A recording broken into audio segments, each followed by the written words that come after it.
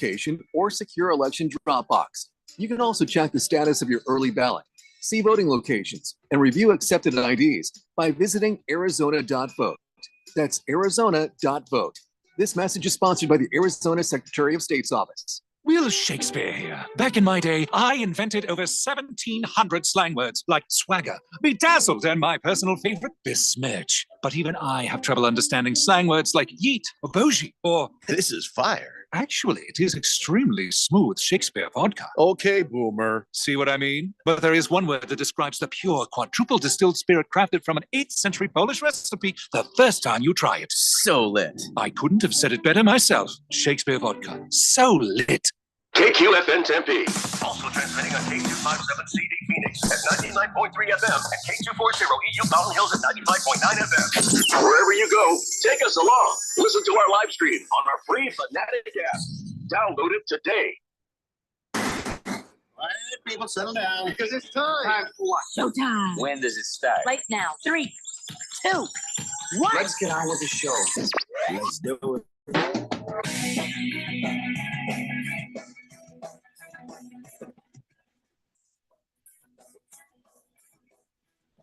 All right, everybody, it's Thursday here on the Daily Blender. I'm your good friend, your radio pal, Jeffrey O'Brien, alongside Randy White. We got Keon Rose in the control room there, and you guys are on the Fanatic text line, 888-368-1580, as we broadcast live in the Harmon Solar Studios in Scottsdale. Now, Randy. Yeah? Are you going to make it through the show, or did you take care of what... Is anybody going to come knocking on the door again and drag you out? Have we resolved all those issues yet? Yeah, I think Radio Ron and Big George have got together and they have stopped all of that interruption. And I think that there's not going to be any more interruptions. I apologize for that. I was here.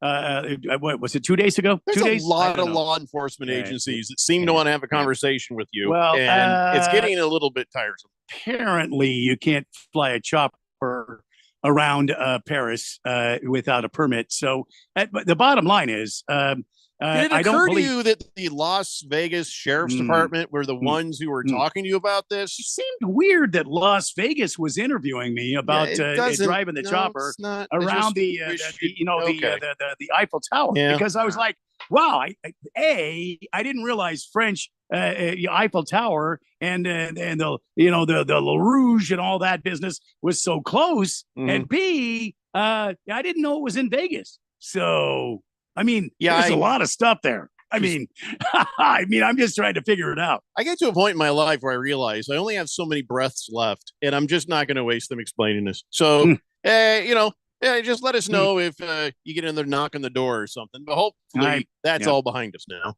No, I think it is. Big George assures me I'm okay. Yeah. Who knows what will come up and pop up again? It's just do what we got to do. By the way, today is World Listening Day. At least I think that's what my wife said. I wasn't really paying attention. But I think she said that. It's World Listening Day. So everybody should be listening. But nobody seems to be listening to me right now. Good to know. I'm listening right now. I'm just waiting for it. I'm waiting on bells and whistles, waiting for you to say something else. Well, because it's World Listening Day, I want you to listen to a song I wrote. All right. I'm very proud of this song. All right. It's a starter. And I've alerted Fish Tank on the Twitterverse. I've said, hey, Fish Tank, I wrote a song. You're absolutely going to want to cover this. And it just sort of came to me. All right. So this is Christmas. No, but you're gonna like that it is. Right. Okay, it does have a Christmas sort of theme. Oh, it's got Chris. Okay. I stole well, listen, here it goes. All right. Now you know how Arizona, they like, hey, we're not Arizona anymore. We're going back to being U of A, and I'm like, don't care. Still calling you Arizona. Wait, who said that? And when did that happen? Arizona. Huh.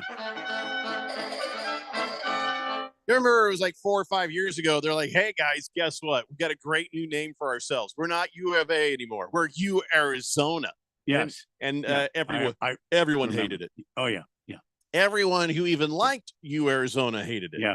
Well, including our good friend. And I immediately loved it because everybody hated it. Everybody. Yeah. I won't call them anything else. And so then here we go. The years go by, and then suddenly, it takes a while for the idiots at, Arizona to Tucson really understand much. Mhm. And so then they're like, I think we got to just go back.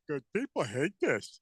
And because that's a dead on impersonation of whoever's in charge. All right. And so we're not just going to be U of A now. Don't call us U Arizona. And I'm like, well, no, you're U I think Arizona. that was the president. Yes, Isn't that the yes. new president? I'm not sure what her name was, but okay. anyway, so that I thought, wow. So now they're going back, and I'm thinking, I guess you can do whatever you want when you live in the town of Bethlehem. Oh no! Oh, little town of Bethlehem, where the stupid wildcats play. A place you can find some meth most any time of day. 70 to 7. 70 to 7. Wow. That's all I wrote so far. So Do you need to write anything else? It's gold, as is. Fish Tank's grabbing it and going with it. He already think sent he me a is. message. He's Yep. excited. Yeah, I guess I can hear it now. I don't know what it is going to be because he's multifaceted. It's not Oh, just yeah. punk music. It's also remember his band and everything. So they could be anything. But Maybe he could do like a Robert Palmer take, instead of you might as well face it, you're addicted to love. You might as well face it, you're addicted to U of A. No. That's a positive. You might as well face it. You're addicted to meth. You gotta stick with the theme. You might as well face it, you're addicted to meth. Hi. Oh, I know. See, I can see that. Yeah. Mm-hmm. But I just wanted to just do this one. Oh, little town of Bethlehem. Welcome to Bethlehem. I mean, they should change the name of the whole city to that. Well, instead of already. You can instead of spell a- Bethlehem easier than you can spell Tucson. instead of the That's A on the true. mountain, they should have the M. Yes, M Mountain. Someone made a Twitter bot, by the way, about Tucson. That if anybody misspells it on the Twitters, the bot just jumps in your mentions and says, "Hey, guess what idiot just misspelled Tucson?" And I just like to misspell Tucson for the fun of it. Yeah, It's Huh. nicer. I got I like- followed by the Tucson Chamber of Commerce because I said I hated Tucson, and they're Oh, like, geez. so now they Jeez. follow me all the time. I'm like, Jeez, oh. I did some To video what, work down hold it there. against you? You're Yeah, not going to Tucson to Oh, my like God. it. Just keeping an eye on me, I guess. Yeah. I did some video down there for the Tucson Chamber of Yeah? Commerce. Did you stay at a 5-star resort, which in Tucson is Motel 5? No. Mm-mm. They're not good enough for Motel 6, so it's Motel It's 5. Motel 5. Yeah. So Fish Tank, I gave him the script, and we'll see what he comes up with. So, oh, welcome to Bethlehem. There you go.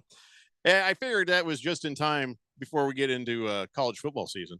Yeah, we got a little, Absolutely. little Yeah. Christmas in July, and then we roll into college football season, and Mm-hmm. it's going to be delightful. Bethlehem.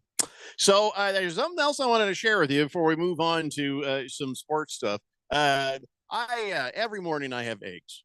Now they're healthy eggs because Every morning? every damn morning. Every single morning that you wake up, you always have 2 cracked fresh eggs. Well, no, but not like that. Here's 2 eggs every No. morning that you wake up. I don't you, know the Come number. out. There's a chicken A in lot of your eggs involved.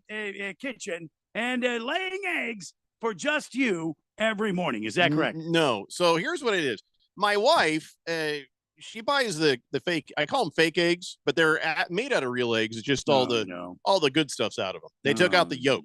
So they got egg Just the whites, egg whites, yeah. with little stuff in them, but they're yellow, but they're not white. No. Listen, I got to be honest. She could have made that for me. I would have never known the difference because she makes like a scramble or like a kind of an omelet thing or whatever. And she puts in all these great ingredients and it always tastes amazing. If you came to my house, Randy, and she made you breakfast, you would never know it was with the de-yolked eggs. Okay. I can tell. It's amazing. She's amazing All right. what she does. All right. And so, every morning, except for very rare occasions, I got myself a plate. I got some eggs on there. She sneaks some strawberries or something on there. I'm like, Okay. And some toast and that kind of thing. And I'm just like, well, she always makes them amazing. But I found out there's a way to make them even more amazing. I just found this out today. I haven't even told her yet. Okay. I don't know if she's going to like this idea. But don't tell her I found this on the internet. Whatever you do, don't tell her that somebody posted something on the Twitter that was connected to the TikTok. I don't even have a TikTok, but if she finds out it was on TikTok, she's going to be like, there's no way we're doing this. But the experts say it really does work. Here's what you do. You want to make the best scrambled eggs of your entire life? You do everything you already do. You take a teaspoon of seltzer water and you mix it into the egg mixture. What? Yeah, you heard me. Seltzer water. The bubbles are supposed to make it the eggs airier and even fluffier. It doesn't take much. 1 teaspoon, not tablespoon. 1 teaspoon. Interesting. So like a just use an actual teaspoon. like a that's it. And so if you want to use the whole can, you got to make 72 eggs. But that's the ratio. So plain seltzer. Don't use LaCroix, you morons. Your eggs are going to taste weird. And don't use White Claw. Just seltzer water. What about the Perrier? Is that just seltzer water? I believe so. Well, then yes. 1 teaspoon. You know, a teaspoon of Perrier. It works because the bubbles quickly expand from the heat and it fluffs everything up. So I got to go buy a can of seltzer water. I've never bought a can before. Where do you get it? Well, do you have a guy? The grocery store, if I'm you, I send Keon to make him go get it. So it's not on my. I don't have my face or. Yeah, I don't need you to have that on your man card. Just go ahead and go. Wait, Keon man card. already goes out and what does this have to do with man card? Just seltzer. He says seltzer water. Nothing unmanly about seltzer. Yeah, Keon, go out and get the water damn with the seltzer for your eggs. That's what you got to do. There's no man issue with seltzer. I don't understand that. Come on, Jeffrey. Come on. What are you talking about? What? Come on. How is it unmanly? I feel like that scene from you get a stain in your shirt. Remember the Titans where the coach is like they're in the restaurant and the coach is like, I need you, Bo, but he's like, I don't need this, man. I don't need this, man. And I'm trying to help you out. And you're like, what are you talking about, man? There's nothing unmanly about seltzer. What are you talking about? All right. We'll keep that locked away right here. There's nothing to lock away. Right here. The only thing that Jeffrey doesn't like is why would you drink seltzer that's okay, with alcohol Keon. when you can just drink the alcohol? Keon has got something to say because he drinks the seltzer water. He doesn't drink seltzer water. I just drink regular water. Right here. I drink the seltzer alcohol. Right here.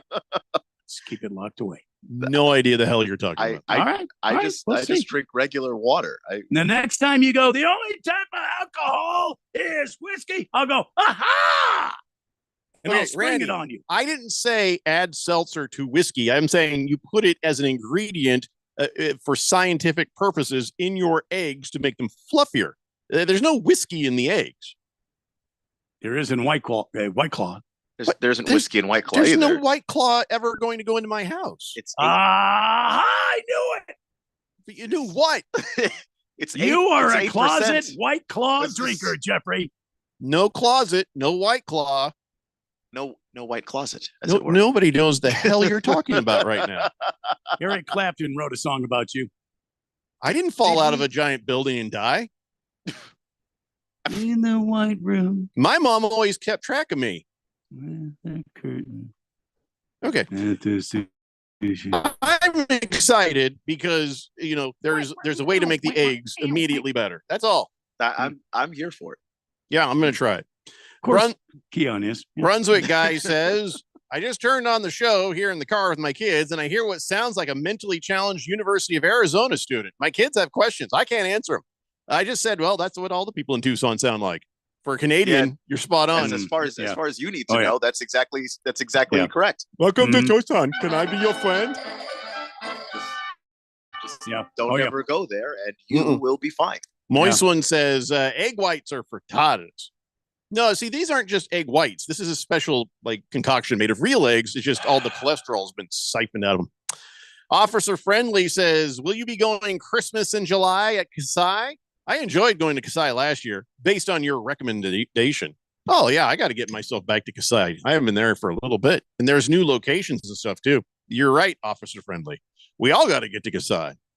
Let's see here. Silver Pop says, new texture nickname, de-yolked eggs. No, I just call that egg honky. Just egg whites, egg honkies. That's right. Pinocchio says 1 teaspoon seltzer, 1/4 cup of bourbon. Got it. Hear me, Randy. No, I don't want you to do that. Just for eggs, Pinocchio. Mr. Wilbur says, Jeffrey, don't forget to wear your pink halter top while you're making your seltzer water eggs. Well, if I want to look like your quarterback, I will. Ooh. That's what I'll do for you, Arizona. Last Optimist says, seltzer is found with the alcohol mixers. So by definition, man card violation. I'm not mixing it with alcohol. You know, you can do seltzer to get a stain out. It's it's carbonated water. Wait, no, but if you're somebody who would prefer to drink whiskey instead of wine, but you use the wine to cook something, that's not a man card violation. That's no, you guys are idiots. Yeah, that doesn't make any sense. Okay, how about this, Randy? What if I took a teaspoon of Mountain Dew, put it in there? That'd be good. All right, I'll go with it. This is so silly to me. I'll go with it. I just need the bubbles. That's all I need. That's it. Just for eggs. It doesn't matter where it is. It's what you use it for. I'll go with the Mountain Dew. Yeah. And I say this as somebody who shamelessly drinks seltzer. I don't mind. Do you? Yeah. I told you. Why? Why do you drink seltzer? It's just tried to tell you, Jeffrey. It doesn't taste good. You know? It tastes fine. Really by itself? It's just like angry water. Like I call it angry water. Bubbles in it, and it tickles my nose. No, it tastes sour. Doesn't it taste? I don't find that, honestly. Really? Yeah. I don't know. Maybe I've never had seltzer because I just always thought seltzer water. If they like, here's this, oh my God, where's the soda that's supposed to be in there? Isn't that what that is? Seltzer is the carbonated water that you add to good sodas. It's right? flavored. It's not just seltzer water alcohol. It's oh, I don't know then. Yeah, there's just flavors to it. I don't know then. It is what it is. Anyway, put that crap in your eggs. Don't put it in your drinks. See what happens.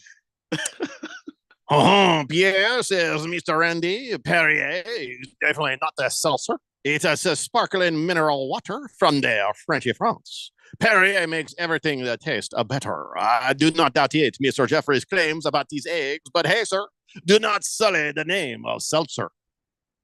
I don't know what the hell. Just all I know is teaspoon of seltzer in the egg mix makes it fluffier. See what happens. There's nothing. No violations. No man card violation. Why would it be? It's an ingredient for eggs now. Last Optimist says you only cook with wine worth drinking. If wine is a man card violation, you wouldn't put it in your food. Never said wine was a man card violation.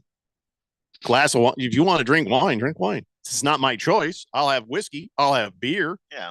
I don't think wine is a man card violation. I was just trying to come up with some example. Like people cook with alcohol. It doesn't necessarily mean that that's their drink of choice. Yeah. It says, wine's not a man card violation. What am I going to do? Like, hey, Jesus. No, I'm just not doing that. not gonna pull that card. Hey, your very first miracle, man card violate. Yeah, no, there's no. You don't have to go there. That's not real wine. And Jesus is like to whiskey if you really know. Jesus is like, yes, this water is now wine, and your man card. Feel it in your ass? Yes, it's right there. Good luck getting that out because it's sideways. Bring, you have a hemorrhoid. Bring, boink. Boink, boink, boink, boink. No, it's not a man card violation to drink wine. This is so stupid. Bat Flipper says, I would be more worried about criticizing your wife's food than losing your man card. Oh, I never criticized her food at all. Listen, she makes the breakfast the way I just said. In fact, I made it this morning. I surprised her, but she also got bacon with that. I fried a whole pan of bacon this morning. Surprise! She's like, it's not really a surprise. She was like, I smelled it, but this really was for me. That was for me. I know when you make a breakfast, we're gonna have bacon, so not really a surprise. Or steak. I don't know. Bat flipper. You are right, though. Moist one says, isn't Seltzer the chick that Brett Favre sent his little pic to? What was her name? No, it sounded like Jen. I don't think it was Seltzer. Jen something or other. Big Jake says, a proper scrambled egg has no additive outside of salt and pepper. No milk. Definitely no seltzer. Why not milk? I put some milk in the eggs and it really did work. Are you going to come and arrest me? What are you, the egg police? I will make my eggs with whatever I want. How do you make your proper scrambled egg fluffy? Like the restaurants. You don't think they're putting milk in there? You don't think they're doing a trick? It is morning, guys. Sideshow Bob says, so all this time you guys have been pouring the fourth dimension seltzer? What a betrayal. Who said that? No, we're pouring whiskey. No, I don't pour seltzer. I have beer and I have good alcohol. Yeah, beer and whiskey. I don't. If it's brown and in a bottle, there's variations on the form. There's scotch, there's bourbon, there's whiskey. But if you want some seltzer water, don't listen to Randy. It's not a man card violation. Mm-hmm. Just saying. When we come back, there's a golf tournament going on over there in England. No kidding. Yeah, the British Open. The Open. Yeah. Nobody is winning right now. What do you mean? Well, Shane Lowry, is he not leading? No. We'll tell you what's up with that, what's going on with Tiger Woods, and a whole bunch of other stuff not leading. When we come back. It's the Daily Blender here on 1580, The Fanatic. This is Brent Musburger's action update on 1580 and 99.3 The Fanatic. Get insights into the sports betting market with VSiN's betting splits. See where the money is and keep updated on how the market is reacting. Only at VSIN.com. Now, here are the latest lines from my guys in the desert. Major League Baseball, the Arizona Diamondbacks getting ready for the second half of the season. Friday, they're in Chicago to take on the Cubs in a 3-game weekend series. The Diamondbacks minus a run and a half plus 146 on the run line, while the Cubs getting a run and a half minus 178. The Diamondbacks are minus 118 on the money line. The Cubs are at even money with an over-under of 7.5. The Diamondbacks are 7 games back of the Los Angeles Dodgers for the top spot in the National League West. They're also plus 2,500 to win the NL this year. I'm Tony Desiri with your VSiN Action Update on 1580 and 99.3 The Fanatic. Let's say you've got questions. You're looking into solar, but you don't know where to start. Well, Harman Solar has the answers. Hi, I'm Jeffrey O'Brien, and listen, there's a couple of ways you can go here. One, visit harmansolar.com, browse around, because right across the page, they got links to all sorts of great information, like frequently asked questions, equipment, tax credits, even testimonials. Or just give them a call, 800-281-3189. Ask them directly. They'd love to hear from you. That's 800-281-3189, or just go to harmansolar.com. Hi, I'm April Rose, and we all know about the speed of sound. But have you ever thought about the sounds of speeding? If you drive over the speed limit, there are lots of sounds that you might hear. You could hear the sound of your vehicle crashing, the sound of first responders desperately trying to save you. You could even hear the sound of people crying at a funeral. Because if you drive over the speed limit, you could do damage that's beyond repair. One way or another, speeding catches up with you. Paid for by NHTSA.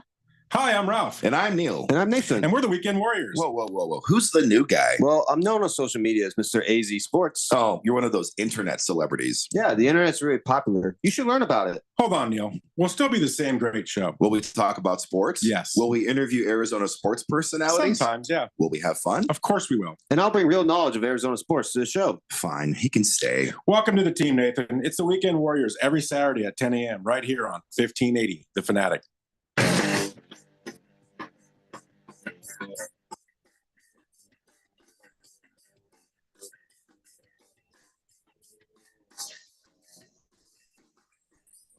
Hey, Blender here on 1580, The Fanatic. Silly Wabbit says, I don't think the word proper should be used for anything in this show, much more or less eggs. What do you mean? I don't know. I don't know what he means. I mean, when Jeffrey and I, when we straddle the grill and we lay out our eggs, I think they're damn proper eggs. I'll be honest with you right now. Sorry? I mean, there are no more proper eggs than when Jeffrey and I straddle our grills and we put on our aprons and we crack eggs, Jack. it's proper at that point. I don't know what you're talking about, but maybe you want to rephrase that, sir. Sir, straddling the grill. How do you? You heard what I said. You all right? 888-368-1580. Lost Toby says, I had a margarita with egg white. That was pretty effing good. Excuse me. Why would how does that even work? You're going to have to explain that one. A margarita with egg white? Strange. Last Optimist says, for fluffy eggs, heat a pan and add a pat of butter or tallow rendered from the fat trimmed off the brisket you smoked last weekend. Mm-hmm. Whisk eggs while pan heats. Add eggs to pan and continue whisking until they look a little wet. Oh, yeah. Remove from heat. Plate with leftover brisket and season with salt and pepper. Well, to me, that just sounds like a good old plate of brisket with some eggs as an afterthought. See, now. Which is fine. But okay, if you have brisket left over. That's the other thing. If it was good brisket, it wouldn't be left over. Big word right there. Mm-hmm. You chop that, you mince that. You mince that up into just tiny little pieces. And you throw that in there with the eggs. And you let that get kind of like moving around with that tallow. Ooh. Here's another one too. You really want to just have a good, Wednesday, what the hell a day is it? Tuesday? I think it's Thursday. Thursday afternoon. Yeah. You crisp up some bacon and you throw those bacon bits in there. And then some cheddar cheese. Yeah. Now that's breakfast right there. But goddamn you to hell if you put any seltzer in that son of a bitch. Right? Okay. I'm trying it. Don't care what you think. Big Jake says, if you're a rookie, you may add milk to fold an omelet and maybe make it thicker, but a proper chef makes an omelet by controlling the temperature of the pan and, of course, the clarified butter. You are correct. Well, but I have butter. I don't have this weird clarified butter. And second, I never pretended I was good at eggs. So I'm not a proper chef. I just scramble eggs in the morning and I enjoy them a lot. Mystery Girl says whisking and adding a little water makes the eggs fluffier. You got to leave the CO2 out. Yeah, but have you tried it? Until you try it, how can you know? Maybe this will like blow your mind. This is a food thing I'm very interested in. So, Oily Stool says, I dated a girl once who made the best scrambled eggs. Her secret, come on, man. Easy. A splash of breast milk, really? No. There is. I would get up and walk right out of the house. There's a lot going on there. You are incorrect. Sideshow Bob says, my wife is the greatest cooking wife in 2024. I beg to differ. But he says, how about a chorizo and spinach omelet? I'm in. Well, I mean, minus the spinach. No, I don't mind spinach. My wife will put spinach in there. She'll put in chopped up green onions, not real onions. I don't like real onions. Don't you understand? Mushrooms. Spinach is the way they're trying to get vegetables into us. I'm all right with that because I actually on a hamburger, I like spinach. It's better than just lettuce on the hamburger. It's grass, man. I can see that. It's grass. Look, we can't all be Al Michaels and live to a ripe old age while also never once eating a vegetable. Most of us have to eat sometimes. It makes her happy. Miss Kim makes some roasted vegetables I love, but I mean, if you're talking about, if you put it in I think I gave you the Daily Blender greatest omelet ever recipe in case you were not writing it down. No, I mean, it just sound like other things with the eggs as an afterthought. You throw the damn grass in there. Well, it's not grass, but well, I mean, come on, leafy greens. You eat the cows, leave the grass. No, for the I'm cows. with you, man. Listen, I'm saying? I've been eating salad my entire life through osmosis of a cow. Well, because the cow was the vegetarian, so by eating the cow, that makes me a vegetarian. So technically, by eating a T-bone steak, I've already eaten a salad. Absolutely. Huh. Yes. I 100% agree. Yeah. But I also don't mind some spinach. Quiet Cannon says, chop up some pastrami, and when your eggs are just starting to scramble, you add the chopped up pastrami. It's really good. No, that What does do you sound think? nice. Pastrami is. Yeah, why not? Isn't that brisket? Pastrami? No, I don't think so. Big Jake says, "My God, I've been making this Thai street food breakfast. It's toast folded inside an omelet with ham and cheese all folded up. It's amazing. Doesn't that make it soggy? The toast soggy? What do you file that in your file folder for Gonna later on in the day? Gonna need to see a picture of this. I just doesn't sound real. I'm having trouble imagining it, but I mean, it could work. Yeah, I mean, I don't know. Too many folds, man. Hey, listen, it's like a half hour in, and I thought I was just delivering a good idea that you would file in your brain and then maybe try a little bit of seltzer in your eggs. But now we've gone 30 damn minutes, and that's all we've talked about. Okay. I think we need to move on from the breakfast. I mean, I love breakfast. We all love breakfast. I love breakfast. Yeah. Sideshow Bob says breakfast potatoes or hash browns? Potatoes. I'd rather and nice and crisp. I don't care for I hash like browns. the hash browns. I like the hash browns. Only if they're crisp. Yes. Yeah. Either way. No soggy potatoes, please. Yeah, there you go. No. There you go. Got to be crisp. Speaking of soggy food, let's talk about the British Open. So, first off, the British, yeah. Oh, they boil toast. Oh, It's horrible. yeah, absolutely. Horrible. What It's, they do. it's horrific. Some of the things that they've done to food could be considered crimes. Yeah. So, Tiger Woods, spotted dick, and that sort of thing. Right. It's a tasty dessert. Tiger Woods. Oh yeah. Looking like he's going to miss the cut of another tournament. This will be his third time missing a cut, and he's in bad shape.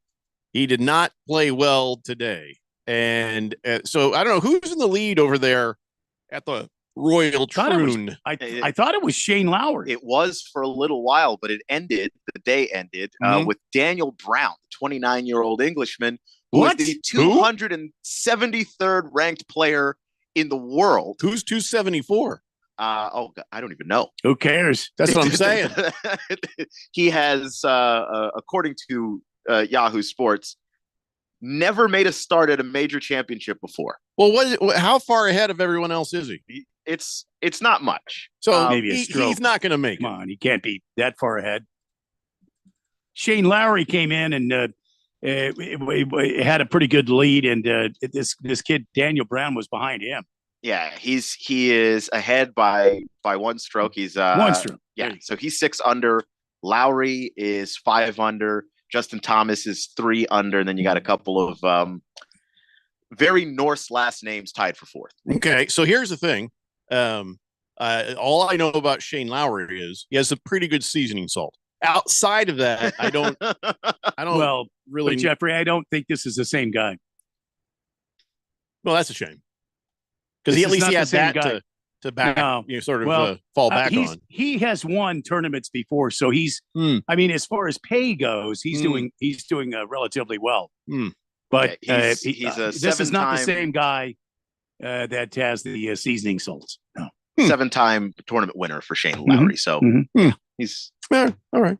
Yeah, if you say so. Anyway, so Tiger Woods missing another cut. I don't know if he had said what the actual issue is. He says, I didn't do a whole lot of things right today. All right. So is it his back? Is it his legs? It probably is all the above. He's never right again. And maybe that guy who was clapping at him about maybe time to retire might be right. Well, I think that that guy that was clapping at him it was Monty. Mm-hmm. Yeah, nobody named Monty is worth a damn. Monty needs to. Hold on. Monty needs to. He just needs to go ahead and shut up. Monty doesn't have the credibility that Tiger Woods has, and if Tiger Woods wants to go out there and play the Open, let him go play the Open. What's it going to hurt? I think I need to rephrase. I got to take that one back because I like Monty Austin I liked Monty, the head coach of the Suns, who's now getting paid a ridiculous amount of money just to sit around the house. To no longer coach basketball. Monty Williams. So, all right, those Montys are fine, but every other Monty, piece of garbage. Well, I mean, Monty Hall. Wait, he was okay. Monty Hall is okay. Monty Hall. I think there's like a good amount of decent people named Monty, just not that guy. Every Monty I've met in person about that. Well, this piece of crap. The guy that's bagging on Tiger is he's a European guy. What's his name? I can't think of his name right now. Montgomery. Somebody Montgomery. And you know what? Just shut up. You're not even on the same Tiger plane. handled it just fine by saying, he didn't win a championship, so he doesn't get to say. I did, so I do get to say. The end. Yes. Tiger handled his business. Yeah. Tiger did. I'm just saying, why would somebody like only a petty fool would come out and say something like this about Tiger Woods? Who cares? Let the guy go. Colin Montgomery is just a washed up has-been that did nothing in golf, and he should just go home and just be quiet. I don't know about all that, but Quiet Cannon says Shane Lowry always does well competing in majors. Number one Rattlers fan says, here, show this to Keon. I had $2 on Daniel Brown to lead after today at 30-1. And he says, I put in $2 and I won $62. What Daniel prompted Brown you to plus bet 3,000. Daniel Brown for any of that? He just liked the value, I guess. Congrats. I mean, because nobody else made that bet prior to today. Congratulations. Except you, apparently. We're going to start having a daily betting thing, I think. On the show. All right.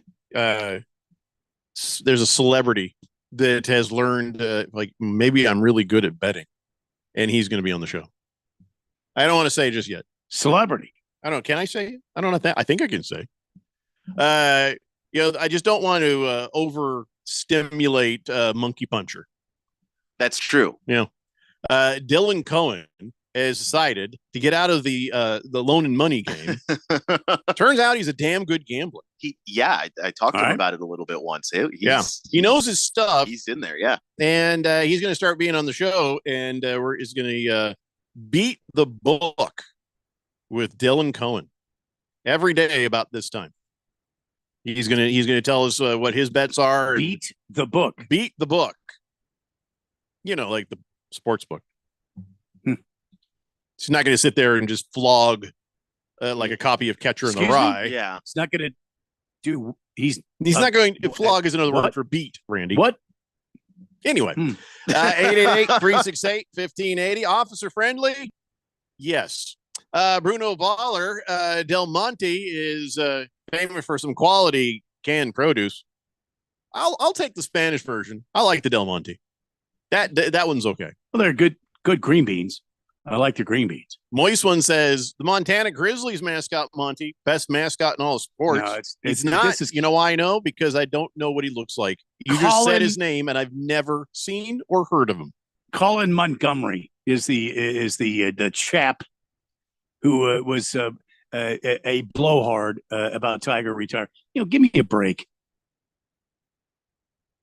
I just looked up Montana Grizzlies mascot Monty. I'm not impressed. No. It's just a giant bear. Well, probably looks like Colin Montgomery. You can't be the greatest because that's not how you spell the Philly Fanatic. The Philly Fanatic is.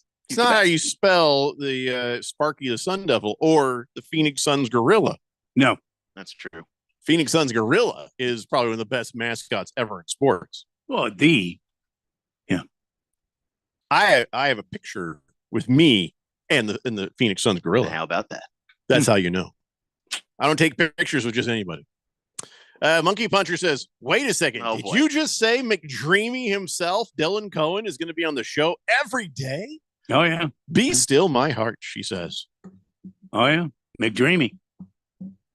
You need to take about 25% off there, Monkey Puncher. So should we call him McDreamy? No, we're not doing that. No. I think we should have some sort of music when he comes on the show. Nope. And now, ladies and gentlemen, we're not doing that you've been, what? We're just not doing that. We're not. We want him to be on the show. We don't want him to be uncomfortable. And you don't want to, in any way, shape, or form, have him come on the show. And now, ladies and gentlemen. No, I don't. No, don't do that. Walter Mellon says Colin Montgomery is just jealous of all the attention Tiger Woods gets when he's on the scene. Yeah, probably. Bruno Baller says it's almost time to announce the Fantasy Draft Party remote location. Oh, no, here at CRC Broadcasting, it'll probably be a couple days before. Oh, yeah. That's what we do. By the way, so we can wrap up our in-depth coverage of the British Open. So I guess Phil Mickelson was on some YouTuber guy's Is website. he still playing? Okay. Oh, yeah, he showed up. And so they had a bet. I don't know what they were doing because I couldn't bring myself to watch 2 hours of some dip bleep and the guy on YouTube too. Anyway, so Mickelson lost the bet, and they're like, "Well, this is embarrassing. You're gonna have to wear something embarrassing over there when you go to the British Open." Oh dear God, what? Joggers. And I'm like, what the hell's a joggers? And it's just these pants right here. How's that embarrassing? There's nothing embarrassing about that. It's just pants. If you go to the gym, what a dumb bet. That is 90% of the people at the gym are wearing joggers. A bet should have been like a tutu or something. Yeah, or like a 90%? chicken costume or this is dumb as hell. They're sweatpants. They're just tapered sweatpants. Yeah. That's it. It's not embarrassing at all. Phil, being 54, thought I should put a belt on. Yeah, and just why are you? What? Don't play that music. And not only are they joggers, they're specifically joggers designed for golf, so they just look like pants. It's just damn pants. It's just like he's ready to go to work. Tapered. Why are you playing the sexy music? That's not sexy. I mean, those are tapered. 0% sexy. Tapered down pants. You can wear There's those. Nothing sexy about Phil Mickelson. Phil Mickelson ever. Are you kidding me? Did you ever 0%. see a picture of his calves? I mean, he's got amazing calves. You can't see him. I mean, can you imagine him wearing those joggers with those calves that he's got? Give a crap. I mean, bang, bang. You see what I'm saying? He does have giant calves, though. They're enormous. Why? Somebody doesn't know how to really collect on a bet. It wouldn't be joggers. You know what I mean? Yeah. No, that's the thing is how about this? Here's the bet. All right. So here's the deal, Randy. If I bet you got to wear this giant big Band-Aid on your ear. you got to wear that for the entire golf tournament. And anytime somebody asks you about it, you have to go, yabba dabba doo. That's all you can say. If they ever ask you about the Band-Aid, you have to put on your ear, like the one Trump has. They say, hey, what's up with the bet? Yabba dabba doo. And you can't say anything else. How's that for a bet? That is embarrassing, and that it is uncomfortable in every social situation, because no one's going to see you and not comment on it. Every social situation becomes awkward. So I'm just saying that would be the one I would do.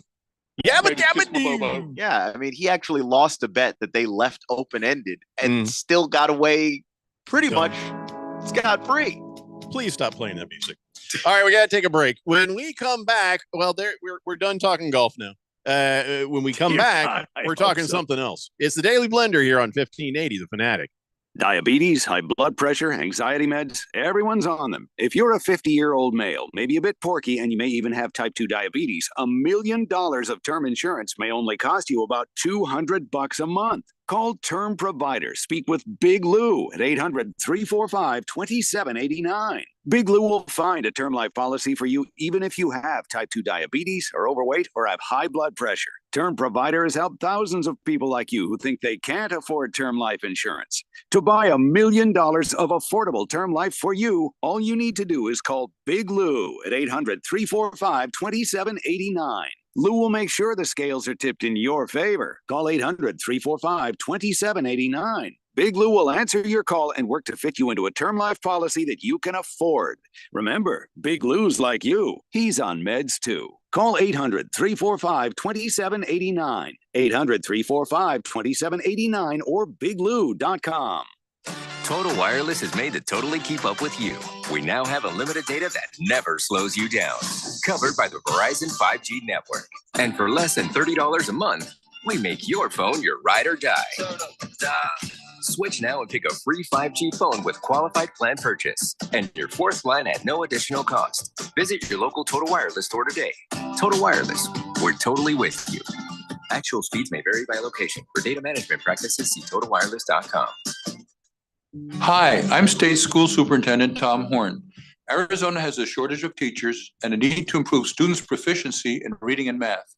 We need to increase teachers' income, which they deserve, and to increase students' proficiency, which is my highest priority.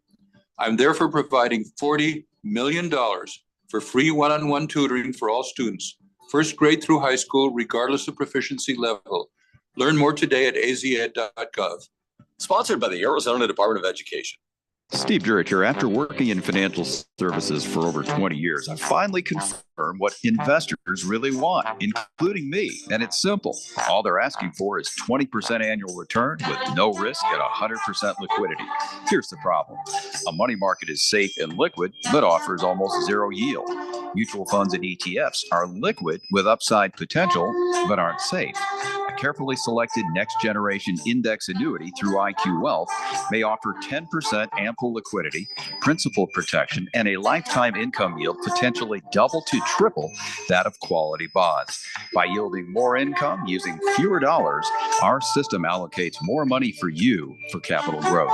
It's a winning combination. Call leading annuity authority Steve Jurich now. 480-902-3333. Guarantees rely on the claims paying ability of the insurer, so compare with Steve. 480-902-3333. Call Steve now. Your home for sports. 1580 and 99.3 The Fanatic.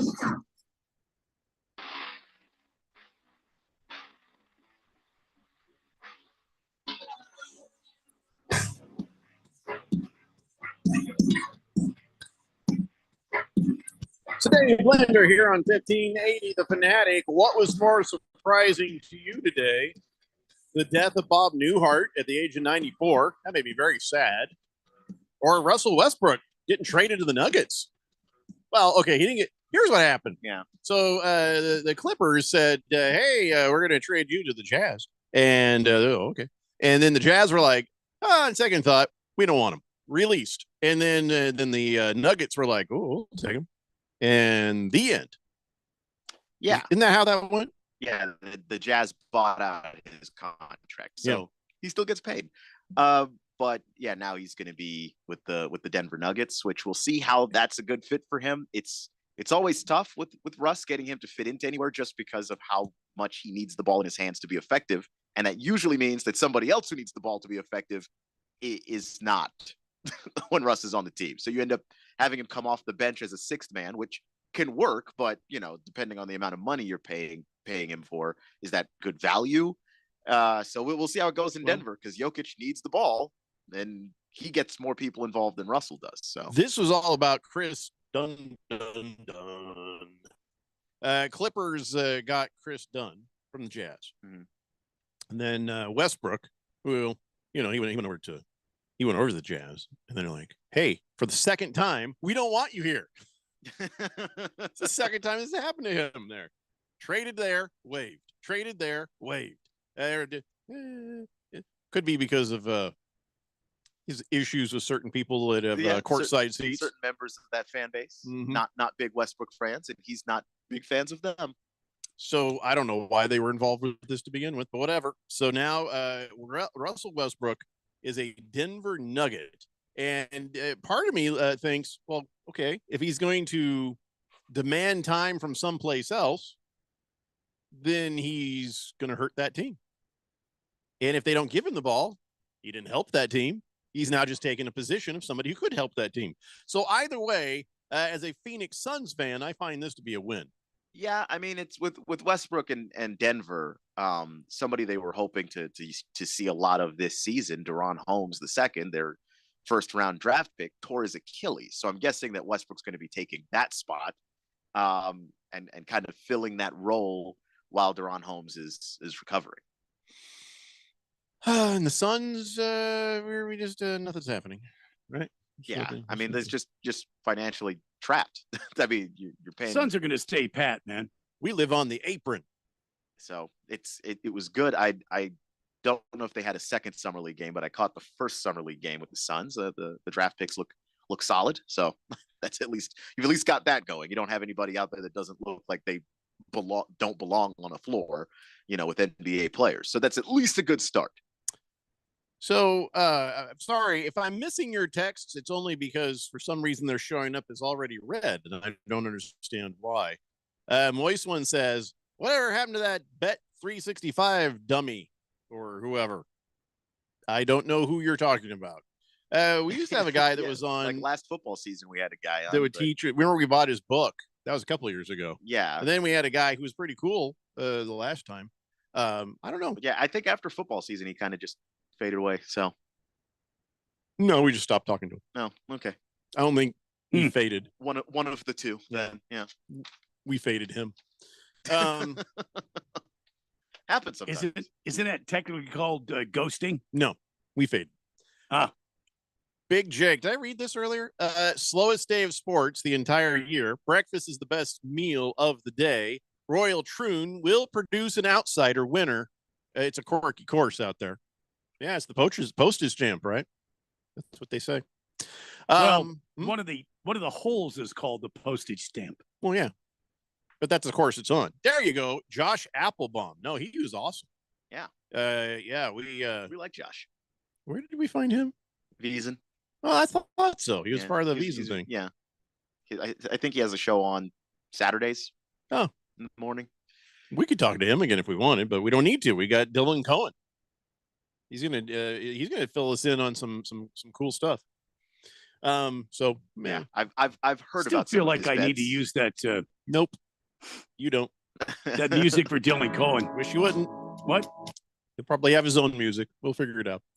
Lost Toby says, I bought that Applebaum guy's book. Never read it. He lost me after telling me not to bet parlays. Did he really? In the book say don't bet parlays? Probably if you don't know what you're doing. Yeah, he was big and not betting parlays. That's just a big stance he had. He didn't bet parlays. He didn't touch them. He just thought they were really volatile and a nice, easy way to lose a lot of money. He was trying to educate people on how to have fun betting but not lose their money. And you can lose money on parlays pretty quick. Yeah, and if there are people who enjoy betting parlays, it works for them, or they just don't mind losing the money, go right ahead. He's just very big on, if you plan on making money consistently over time, parlays aren't the way to go. Big Jake says all professional gamblers say do not bet parlays. Yeah, that's like, if you're going to get advice from a professional gambler, they're all going to lose you if parlays are the thing you like. The thing is, people like the risk of parlays. Like, the more legs you add, the riskier the thing gets. But there's a chance for a really big payout, so people love it. But should you? Logistically, not really. Lost Toby says, hey, my $3 will win me $10,000 one day. Well, then swing at it, my friend. Just know that there's a bunch of risk there. You're more likely to lose $3 and gain the 10,000. That's all. No one's hating on you. I don't know. I'll try a parlay. I just don't think I'll do a crazy parlay. You got to do smart stuff. You got to do smart stuff. Like so-and-so getting 5 points, so-and-so doing this, so-and-so doing that. Stuff that's realistic. When you start to get like out there, you just might as well just hand over your money. Yeah. But I'm not a guy who gambles an awful lot. So I could be wrong. I like the opening days of sports. Might make a crazy parlay for that while I'm still happy and into everything. Like week 4 of an NFL season, parlays are done. I got it out of my system week 1. It's all over. But when you do hit a parlay, it's a it sweet feels thing, good. isn't it? It feels good. So this was a sweet thing if you're a Laker fan. Or is it? I don't know. Everybody made a big damn deal out of this. Bronny James got his redemption game. Bronny James pulls up a 17-foot jumper. Everybody's like, yeah, Bronny James. Oh, my God. He scored 12. Yep. Everybody's very excited about this at the Thomas and Mack Center. And, of course, the junior Lakers beat the junior Atlanta Hawks. And it was like, Bronny James. Woo-wee. And now all of a sudden, Bronny James has become a popular betting pick for Rookie of the Year. Oh, no. Don't do it. No. He will not be Rookie of the Year. Just like he wasn't the number 1 overall pick for all the dumbasses that made that bet.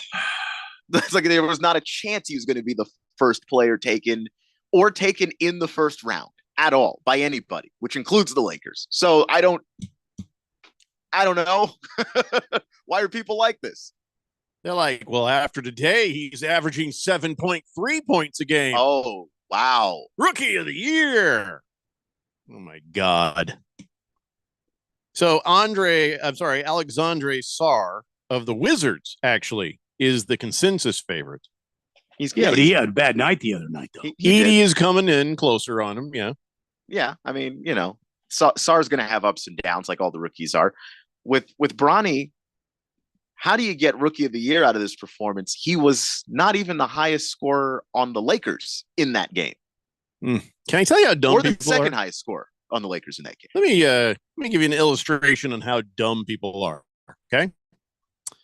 So BetMGM, they reported taking a $1,000 Rookie of the Year bet on James at 250 to 1. 1,000. Somebody put 1,000 on that. How dumb are you? I wish I had the money to just throw away like that. That is unbelievable to me. You hope it was an absolute rich guy because it's a poor guy. That poor guy is losing that money forever. Well, and there's no buyout. They just send you a note that says a little picture of somebody laughing at you. Horrible. Yeah. So that's so bad. That's terrible. They're going to take your money if you give it to them, though. I mean, they didn't build all those massive buildings out in that desert in Vegas by saying, "Oh no, that's not a fair bet. You keep that." That's they'll take it. So here's the thing, though, about Bronny James. He did get a clutch 3-pointer there at the end, right? He was 2 for 5 from 3-point land, 5 of 11 shooting. He had 9 points in the first half. Does this mean he just had a really great day for him? Or is there a chance that he could develop into this or better? He had a really great day for him. And quite frankly, one really hot first half. Mm-hmm. He didn't do much in the second half offensively. Like defensively, I can see the benefit of having a Bronny James. He does show all of the things that everybody saw in him when he was at USC, when he was in the draft process at the combine. On the other side. Yeah, but the offense is it's bad. It's just an atrocious game that he has. And he was also not going up against the best of the Hawks. Their number one pick, the number one overall pick in the draft, Zachary Resaw-Share and a bunch of other guys. You're not playing against grown-ups. I mean, Resaw-Share's in the same draft class as him, but they were like, no, we've seen enough. This guy can play. So they weren't even playing the best of the Hawks. We have a new texter on the text line. 2432 says, "Hi, I am a betting expert in Las Vegas, and please do not bet Bronny James for Rookie of the Year. You might as well flush your money down the toilet. That is all." Right there. Thank you. Right there from the expert. Number one Rattler fan says, "Correlated parlays, 2 teams is okay. For example, college football, if you like the under parlay with the underdog, or you like the over, the favorite there, but only 2 teams. Only 2 teams. We hear you, man. Yep. Good idea. All right, guys, that's 1 hour down and 2 to go. Come on back. It's the Daily Blender here on 1580, The Fanatic. Hey, John, why so glum? I just got let go. The company's downsizing. This is the 3rd time in the last 2 years. I'm done with this. Have you thought about My Computer Career? I've heard they can train you for a career in IT in just a few months, including cybersecurity and the basics of AI. And you don't need prior training or experience. Now that's a recession-resistant career. Wow, thanks. I'll check them out. Go to mycomputercareer.edu and take the free career evaluation. mycomputercareer.edu. Financial aid is available for qualified students, including the GI Bill. Total Wireless is made to totally keep up with you. We now have unlimited data that never slows you down. Covered by the Verizon 5G network. And for less than $30 a month, we make your phone your ride or die. Switch now and pick a free 5G phone with qualified plan purchase. And your 4th line at no additional cost. Visit your local Total Wireless store today. Total Wireless, we're totally with you. Actual speeds may vary by location. For data management practices, see TotalWireless.com. Hi, I'm State School Superintendent Tom Horn. We need to improve students' proficiency in reading and math, which is my highest priority. I'm therefore providing $40 million for free one-on-one tutoring for all public and charter school students from 1st grade to high school, regardless of their proficiency level. And participating teachers earn money, which they deserve, for their work to improve students' learning. Sign up at azed.gov. Sponsored by the Arizona Department of Education. Discover the ultimate diamond buying experience, unparalleled quality at unbeatable prices. Hi, I'm Diamond Dave, and at our By Appointment office, you'll receive truly personalized one-on-one service for your needs. No high overhead of standalone stores or mall hours to pay for. We're direct diamond importers designing and manufacturing in-house, eliminating all the middlemen. Stop overpaying at retail and enjoy serious savings on quality diamonds. From the first consult to the final reveal, we'll guide you through every step, ensuring you get your dream diamond ring, necklace, or earrings without compromise. Romantic proposals, anniversary splurges, or just because. Indulge in diamonds for less. Call today for your private appointment for a dazzling diamond. Call Diamond Dave at 480-397-2450, 480-397-2450, or follow him on Instagram at Diamond Dave Cantor. That's at Diamond Dave, Kantor. Will Shakespeare here. Back in my day, I invented over 1,700 slang words like swagger, bedazzled, and my personal favorite, besmirch. But even I have trouble understanding slang words like yeet or bougie or this is fire. Actually, it is extremely smooth Shakespeare vodka. Okay, boomer. See what I mean? But there is one word that describes the pure quadruple distilled spirit crafted from an 8th century Polish recipe the first time you try it. So lit. I couldn't have said it better myself. Shakespeare vodka. So lit. KQFN Tempe. Also transmitting on K257CD Phoenix at 99.3 FM and K240 EU Mountain Hills at 95.9 FM. All right, people, settle down. Because it's time. Time for what? Showtime. When does it start? Right now. 3, 2, 1. Let's get on with the show. Let's do it.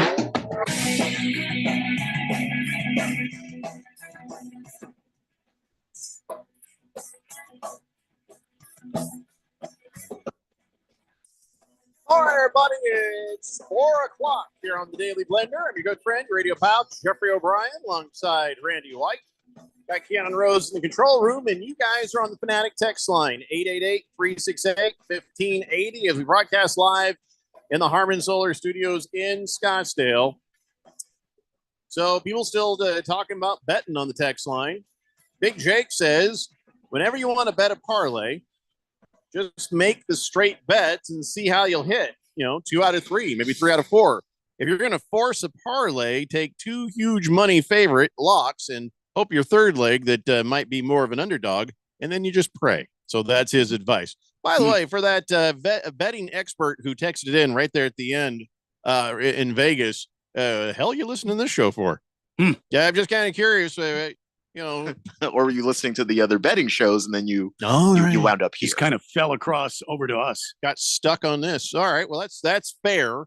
Hey, betting expert guy, tell us more about you, or just tell me more about you, and I don't have to read it on air. I'm just kind of curious. Who the hell are you? Anyway, so what were we doing? Oh, that's right. We were talking about football. We weren't. No. We were talking basketball. Oh, I'm sorry, basketball. I mean, we were talking about the foibles and follies of one Bronny James. Bronny James, that's right. By the way, he's not the only new guy on the Lakers. Dalton Connect guy. That Dalton Connect. Now that's surprising to me. And some kid figured it out, and he had him sign an autograph for him. He leans over the thing, says, "Hey, will you sign this for me?" And it's just genius. Look what he's having him sign. Connect 4 game. That is his number too. He wears the number 4, so Connect 4 is his nickname. Oh, that's even better. Connect 4, signing a Connect 4. That kid is a legend right there. Good for him. Good for him signing. All right. It. Yeah. So Fish Tank is on the text line. He says, guys, work ran late. I missed the first hour. Did I miss Jeffrey's new song? Yes, you did. You did miss it, but I can tell you again what it is. My new song in honor of Tucson and the fact that U Arizona doesn't want to be called U Arizona anymore. So, of course, we will continue to call them U Arizona because we hate them. But, I thought we were talking and I was like, good name for Tucson with all the, Tucson stuff. Just right. Yuckiness. Yes. Yeah. Bethlehem. Oh, little town of Bethlehem. It's where the wildcats play. A place where you can find some meth most any time of day. 70-7. 70-7. 70-7. Thank you. Thank you very much. So that's how it usually starts. That's how Burn in Hell Lakers started, with Randy and I singing the rendition. So now Fish Tank, take the ball and run with it. We believe in you. I can't wait to hear how it sounds. But I just get writing credit. That's where the money is, by the way. Writing credits. Commando Duke says, hey, welcome back, Randy. You were missed. I was. What's new with the weather? And what's your newest concoction? Pour me some of that, please. This is ice water and lemon. And I have a new ice maker that I got for Father's Day. Cool. And it's ice water and lemon. So cool. God damn it. All right. All right. Sideshow Bob says, Randy's working from home. I know the noise complaint's going crazy. And he's a Fish Tank says, any style of music you all prefer this time? Man, you are the artist.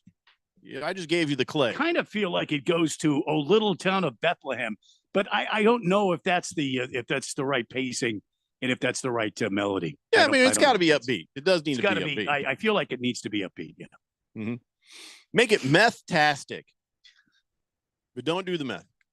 Don't do the meth to try to immerse yourself or be a method meth actor. Just as they say, meth. Not even once. No, not even once. Same thing in Tucson. There's some drugs to try. Tucson. Not even once. That's not one of them. Not even once. Tucson. Not even once. Not even once. Big George says hello. He says, I missed the first hour of the show, but I'm glad I caught Jeffrey O'Brien's new song, "O Little Town of Bethlehem."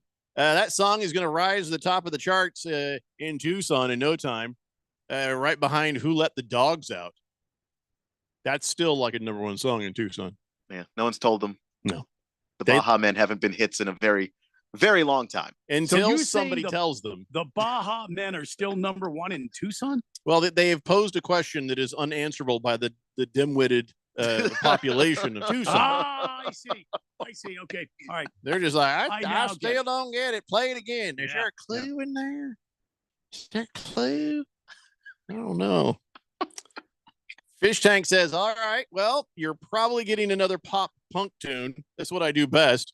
We're not going to complain, man. We're not going to complain. Sideshow Bob says, do I creep you guys out watching live? He says, I feel like a creep. Well, we don't know. We can't see who's. No. I mean, I suppose you can pull it up and see who's watching, but we don't. So yeah, let's be honest. We feel like this should have been a TV show all along. So we're happy when you watch. But as far as I mean, I don't want to know how you watch. If you feel creepy, you might be as if you were like sitting around unclothed or something. We don't want to know how you watch. You don't have to be unclothed, but even like you're like. You got it. A lot of people put us up on their TVs at home, but if you're over there, like in a back bedroom, peeking your head out, kind of looking like this. Yeah. And watching it, that's creepy. Yeah. See, that's creepy. Yeah. Just come into the room, Sideshow Bob. Mm-hmm. So no, I mean, do you guys feel creeped out that he's? I don't feel like we could see anybody. Yeah. So there are all the times we have toyed around with inviting other people. Excuse me. Into the YouTube feed. So yes, we have. But then Moist one, so. Yeah, but then all of a sudden the 1580, the Fanatic YouTube channel goes down. Mm-hmm. Yeah. We get a strike against us because Moist one. I feel like that is a recipe for disaster. But I think it would also be cool, maybe on my last show. I'll just start inviting everybody. You got to mute your mic, but then again, don't if you don't want to. I don't care. Nobody's going to hear you on actual radio. It's just going to be confusing for anybody watching at home. I'm just saying. Might be fun. I'm not going to do it right now, so forget it. But do you creep us out? No, we wouldn't post it on the internets if we thought it'd be creepy. Unless we don't know you, though. Like, we'd be creeped out if it was Moist one. Yeah, and he might anyway, but there's nothing you can do about it. No. Anyway, Caitlin Clark did a thing and everybody rejoiced. It's an impressive thing. It is an impressive thing. She had a record of 19 assists in a game she lost. but she had 19 assists. You know what that means? Her teammates have started figuring out how to catch a ball. I don't think it's all that. Because she's always been an assist machine.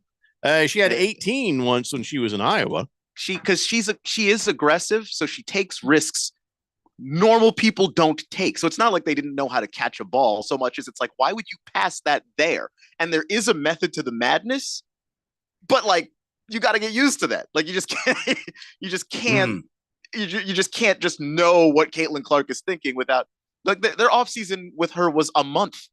Mm-hmm. You know, I mean, like that was pretty quick turnaround. Yeah. So this is them just learning to get used to playing with her. And obviously this is what she can do when she's on a team where everyone's on the same page. Pardon me for asking such a moronic question, but at this level of basketball, wouldn't you think that you would be ready for the ball in any given situation?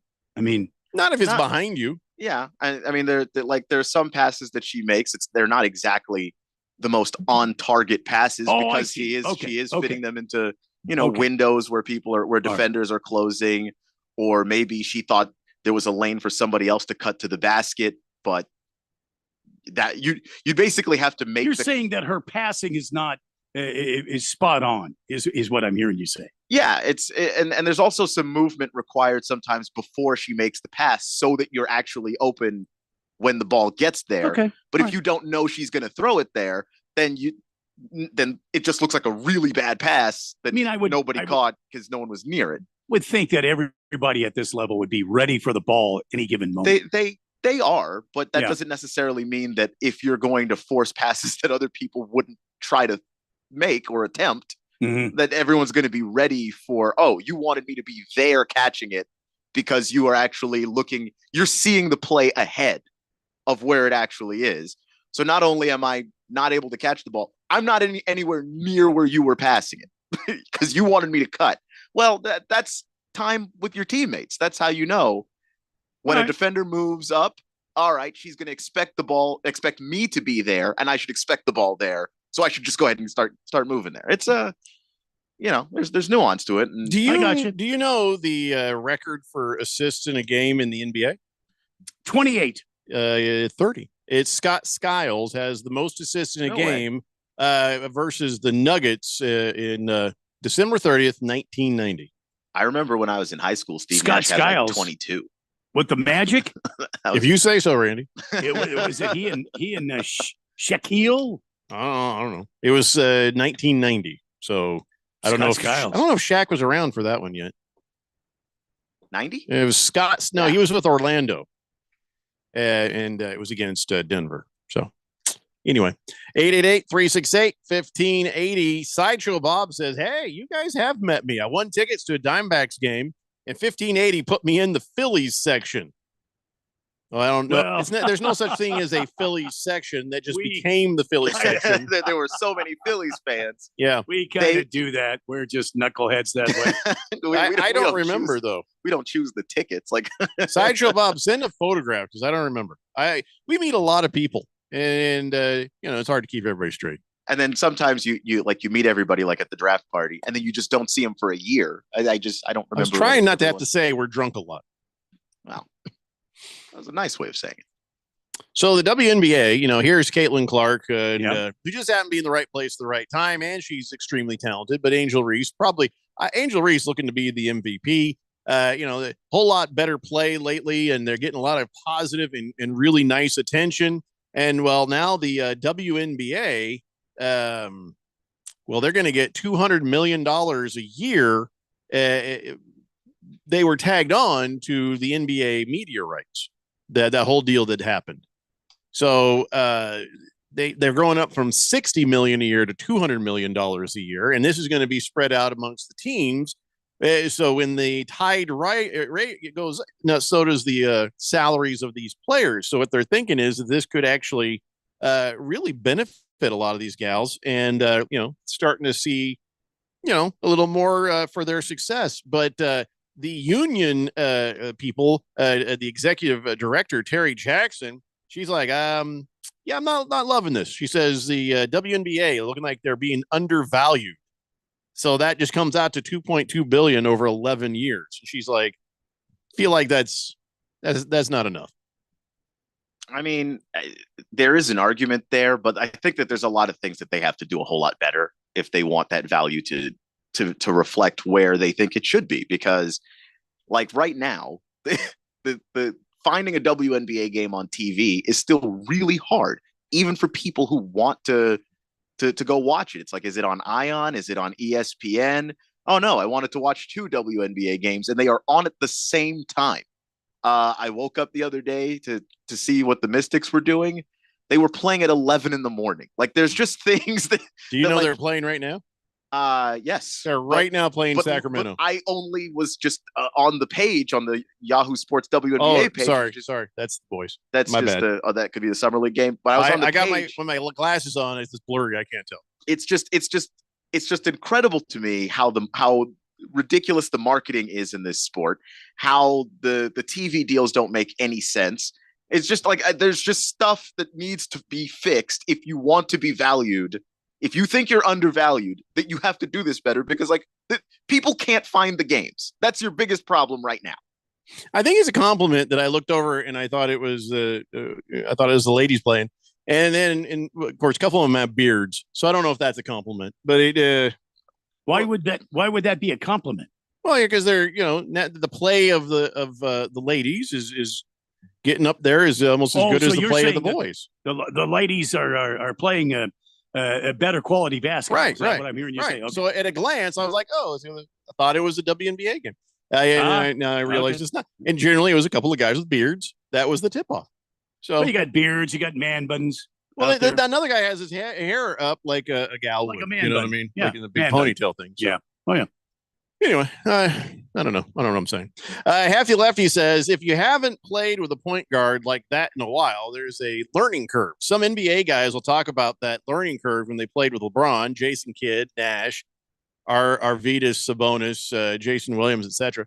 Her team is learning that she's going to make that high risk, high reward pass, and next year is going to show the chemistry even more. Yeah, if they stay together. Which they should, because I don't see why they won't. They've got a bunch of young players on that team that are still under contract, rookie deals, that sort of thing. So the Fever have been bad for long enough.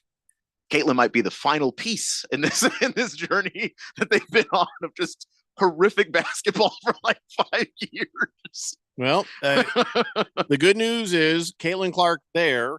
It means that free agents will free agent in her direction. It'll help, yeah. And, see what they get in the next draft. Cool Hand Brandon says, Caitlin Clark is a female white chocolate, a.k.a. Jason Williams. She's going to get better, and so should her shooting. Yeah, you'd think so. Yeah, I mean, the passing, she's already kind of cut down on some of the riskiness that she like, there's stuff you can get away with in college that, like, no one's going to let you get in the WNBA. So some of those passes just gone. But the ones that still work, that's just her and the team getting used to playing together. It's to me, it's just fun watching a player kind of grow into what they're going to be, and she's doing it. She's doing the thing. So, surprisingly, I have two things to talk about in the world of soccer. What? I'm stunned. Well, two? They're both dumb. Okay. Well, still, the fact that you have two is shocking. So, somebody named Caven Sullivan is 14 years old. Yes. And is now the youngest player to ever play for a senior MLS team. He plays now for the Philadelphia Union, and he got out there on the pitch in the match against the New England Revolution. Yes. 14 years, 293 days old, and he's now in the senior squad for the first time. Took a shot last night too. Can be honest. From what I understand. I'm not impressed. 14-year-old professional athlete. No. Here's the thing. It's soccer. It's a child's game anyway. And guess what? This Caven Sullivan, 14, same size as all the other soccer players. They're all 14-year-old sized. They're all little guys. It's all a whole lot of cardio, right? They're running back and forth, running. Certainly not scoring. It's just a lot of running, right? And Caven, he runs with the best of them. And so they're all about similar body size. So this is the only sport you could do this. They you don't have a 5-1. 14-year-old stepping out on an NBA court because he'd be demolished. You don't have a 14-year-old stepping out on an NFL field. He'd be killed. Yeah, 14-year-old might step out on a baseball diamond, but you get drilled and try to swing a bat at 14 at a major league pitch. Forget it. You know, hockey, you would not come back. You wouldn't come back. So no, this is the only sport where a 14-year-old kid can walk out there and be like, I'm a soccer player. Yes, you are. Hey, there's a ball and kick it. That's the thing is we're talking about MLS, which it does not reflect well on the MLS that 14-year-olds go out there and can dominate / retired European players come here to play. That's why we've got Lionel Messi. It's not because he likes Miami so much. Well, they had a 15-year-old playing in Arsenal back in 2022. Whatever happened to him? Because I remember Freddie Adu was the last young player in the U.S. to, like, I think he was like 15 or something like that. And then Freddie Adu never did anything. It's like, oh, cool, he's out there. And then nothing became of him. So, like, I don't know that it's so easy that any child could just go out there. He spent all his money on wine, women, and song. I don't think that's what happened. That's what happened. Maybe song. Sure. Yeah. Maybe I think he was really wine, good for a women, 14. I think he was really good for a 14-year-old, and then never got better than that relative to everybody else getting older. Spent all his money on wine, women, and song. I know. Back me up here on Jeffrey. It would make more sense than what actually happened. Seems like he was just running around the boroughs of London, sadly, wine, women, and fading song into obscurity. Yeah. Yeah. Well, good for you, Caven Sullivan. Good for you. They scored 5 goals in that game. I don't know. Did he? I don't know if he did. No, but he didn't score nothing. The team did. Moist One says a 16-year-old was one of the best players on the Spain national team that just won the Euros, though. See what I'm saying? It's a child sport. He didn't start either. I'm not impressed. He came in late in the game. He's not a starter in professional sports. Baker's Cocky Hens. Jeffrey, obviously you don't want soccer.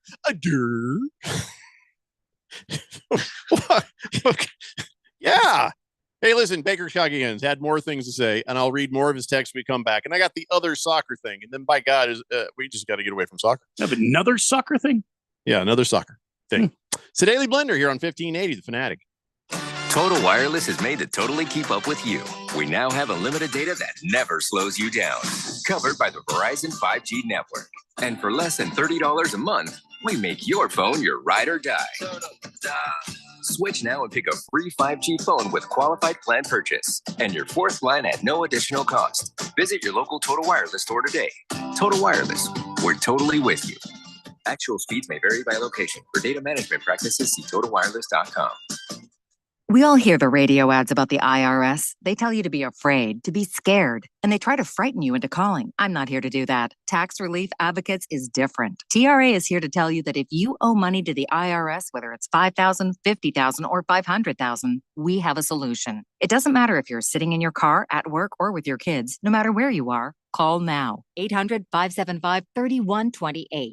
Don't lose hope. TRA can eliminate or reduce what you owe to the IRS. Generous programs are now available that can give you a fresh start. Our passion is taxes and helping individuals fix their IRS problems. We have over 1,000 5-star reviews on Google and an A+ with the Better Business Bureau. You don't need to be afraid of the IRS any longer. End your tax nightmare today by visiting us online at TRA.com or call 800-575-3128. That's 800-575-3128. Tax Relief Advocates. Real solutions for real people. Must qualify for enrollment. Results may vary. Did you know your life insurance is an asset you can sell? I'm Jay Jackson, CEO of Abacus Life. For almost 20 years, Abacus has been purchasing life insurance policies from seniors just like you. And at abacuspays.com, we've created a free policy value calculator so you can find out the worth of your policy in just seconds. There are no fees and no obligations. Get real value from your life insurance when you need it with Abacus. Learn more at abacuspays.com. Not all policies will qualify. Not available in all states. What's up, everybody? Nick Costos here, host of You Better You Bet, reminding you to check out the show. Now, why should you check out You Better You Bet? Because we bring you the most fun. We bring you the most insightful, the most entertaining show in the wagertainment world. From up-to-the-minute breakdowns of backdoor covers, bad beats, and the cheers and tears that come alongside them. Plus, you'll get the best betting analysis anywhere from myself, Ken Barkley, and some of the best minds in the sports wagering world. So tune in weekdays, noon to 3 on Arizona sports betting station, 1580 and 99.3 The Fanatic.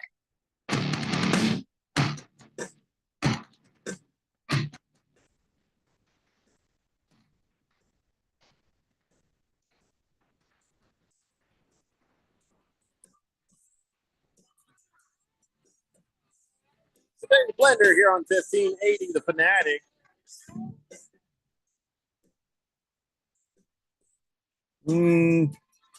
On second thought, I don't want to talk any more soccer. I was going to say, I'm surprised you have two soccer stories. Well, one of them was about this guy, Enzo Fernandez, who I guess plays for Chelsea, and they won a match, and they're like, yay! And then on the way home, they just start singing a big bunch of racist songs. Oh. Yeah. They start chanting some racist stuff, and I don't know what language it was in, but it was in the language of racism. And the chant, it goes, listen, spread the word. They play in France, but they're all from Angola. They're going to run well. They like to sleep with trans people. Their mom is Nigerian. Their dad is Cameroonian, but on the passport, it says French. So I guess translated, that is some racist stuff. Well, I guess of what it alludes to. Yeah. And they're like, wow, that is some uninhibited racism by Enzo Fernandez. Wow. It's the Dave Chappelle joke all over again. It's just some things are so racist. You're like, damn, that's racist. I don't know. Of course. What am I supposed to say to that? Chelsea and I guess also plays for France. Christopher Kunku says, God bless them. Like he agrees. Like, good job, guys, for singing them really horrible things. So I guess there's an investigation, and the French Football Federation says there's gonna be a legal complaint. And Chelsea is like, yeah, that ain't right. Chelsea football finds all forms of discriminatory behavior completely unacceptable. Man, there's a lot of racism in soccer. I keep hearing about stuff like chants from the crowds, stuff like that. Yeah, it's weird. I remember. Why do they think it's okay? I think it's, and I mean, look, it's not like everything's all perfect in America and everything, but I think we've had to confront it a whole lot more given the history of this country. And I think that people in Britain, people in France and in other parts of the world haven't had to confront it that directly. There was a whole thing with the World Cup when England lost, and they had 3 of their players miss in penalty kicks, and so that's why they lost. Those players happened to be black and were harassed by their own fans, horrifically because of it. Yeah, by their own fans, by England fans in racist terms. Yeah. I mean, it's just one of those things, and I don't even want to make it just a soccer thing, because like some of the stuff that people in Greece have been saying about Giannis, not good, man, not at all. What do they want? A bunch of short, white, hairy guys on the team all the time? I guess. But people seriously, people immigrate. That's the Greek body type. It's short, fat, hairy guys. You want that to be your team? I only know one Greek guy, so I'm not going to sit here and act like I know. I'm just saying that's at a certain age. They put they I don't know, some of the stuff that, like, it was one of those, like, they named Giannis, one of the guys to represent Greece walking into the Olympics, and it's like, oh, look at this massive moment for a guy who got to move to Greece and make his life better and make his family better, and he's proud to represent that country.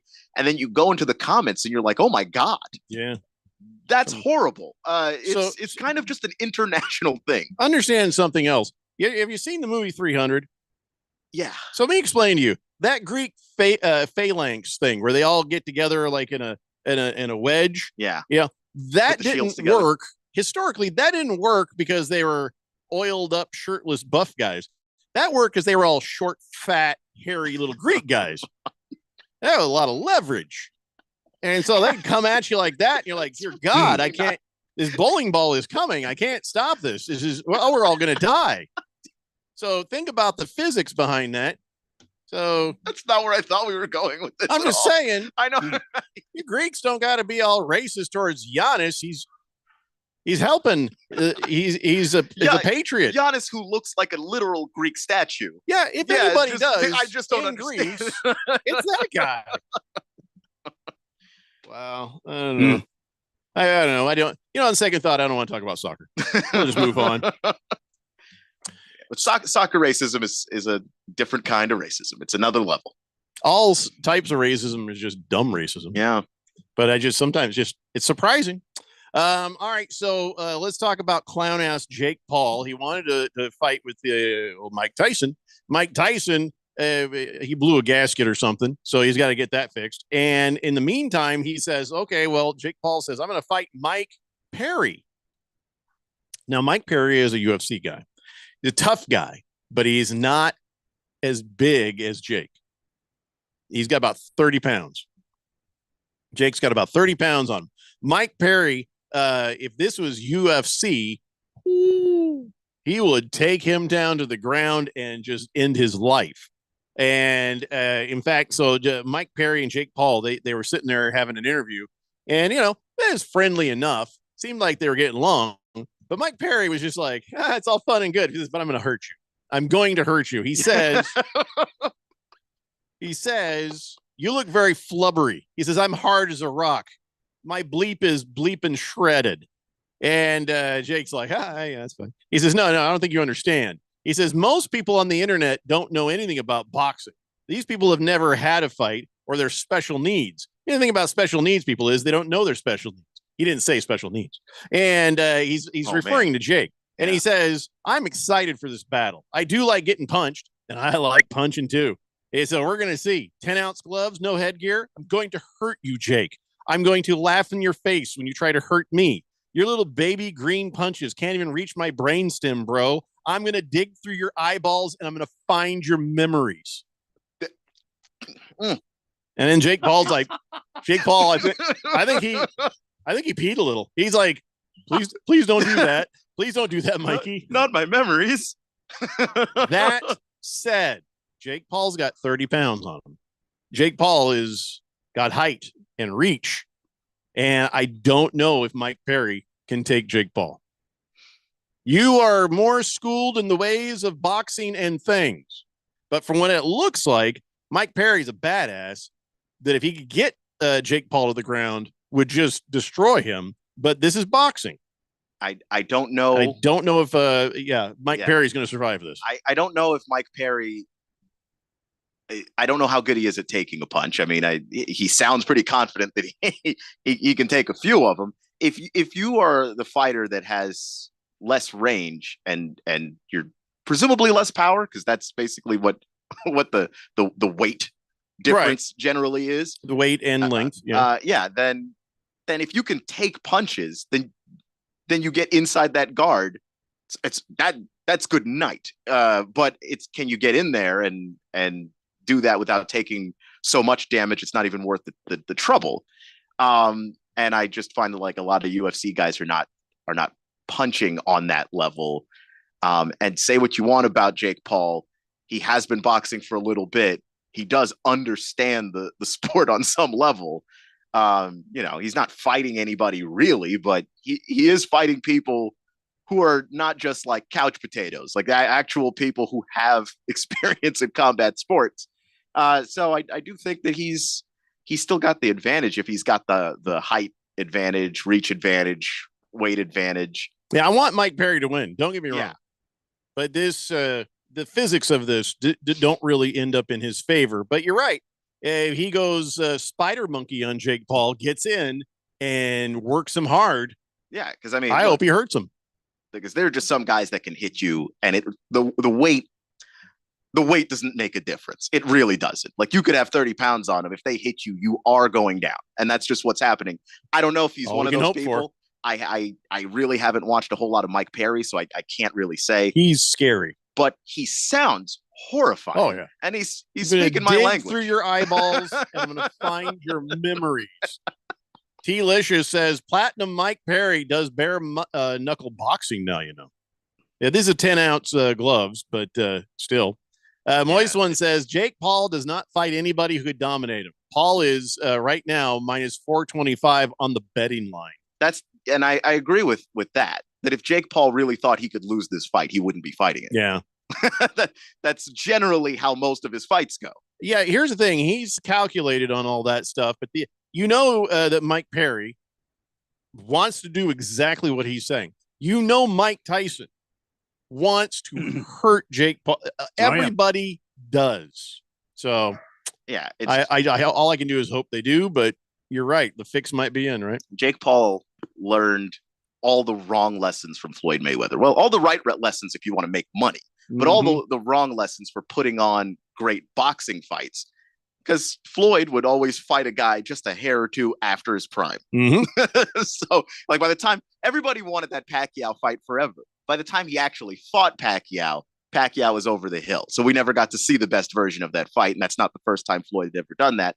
Jake Paul's learned from that. He fights people. He knows he's got a good shot at beating most of the time. There's almost no way he's going to allow himself to be in a fight where he has any real chance of losing. But that doesn't necessarily mean that upsets don't happen. And you can pick the wrong one. That's happened to plenty of guys who've tried that model as well. I hope it does. Hefty Lefty says that dude went to the R. Lee Ermey School of Trash Talking. Yeah, it was very nicely. I enjoyed it. I watched the video. King Kitten says, hi, I work Saturday morning, 7 to 11. So can I listen? I can, excuse me. So I can listen to the boys Saturday. New texter nickname, if anybody wants one, Annoying Optimist. Why would you want Annoying Optimist? We have Last Optimist. He's on the text line. That seems like a way to get confused between the two optimists. Yeah, well, I don't know. Don't need too many optimists here. So, but thanks, King of Kittens, and enjoy the shows on Saturday morning. 888-368-1580. But I guess not mine, since you'll be done working by 11. Oh, that's right. Your show starts at 11. Well, he's got to drive home. That's true. So you might get half of it.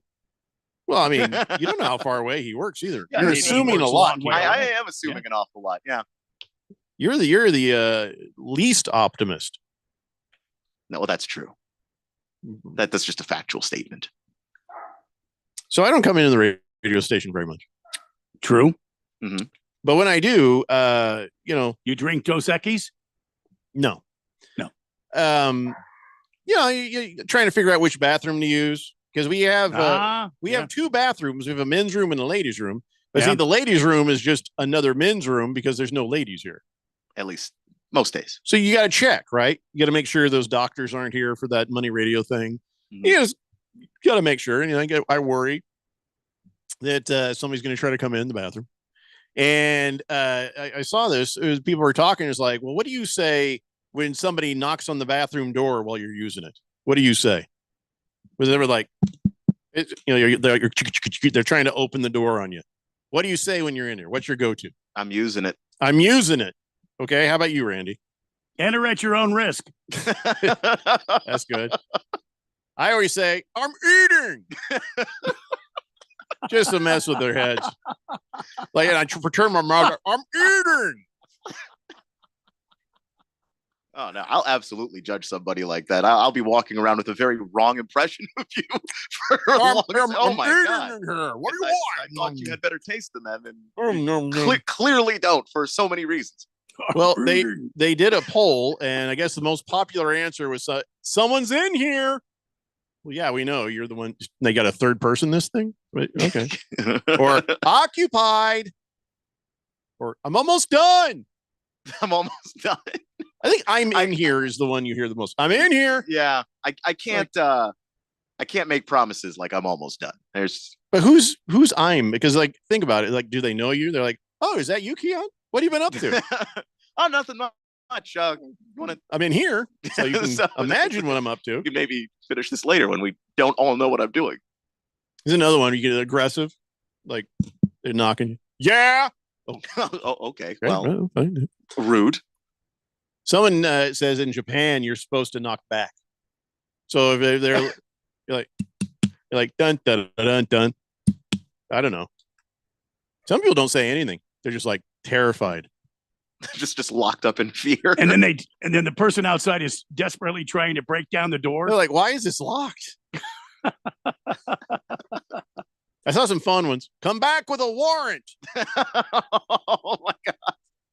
Like knock knock. Hey, I'm with a client. Or just scream in terror like they startled you. I don't know what you guys do.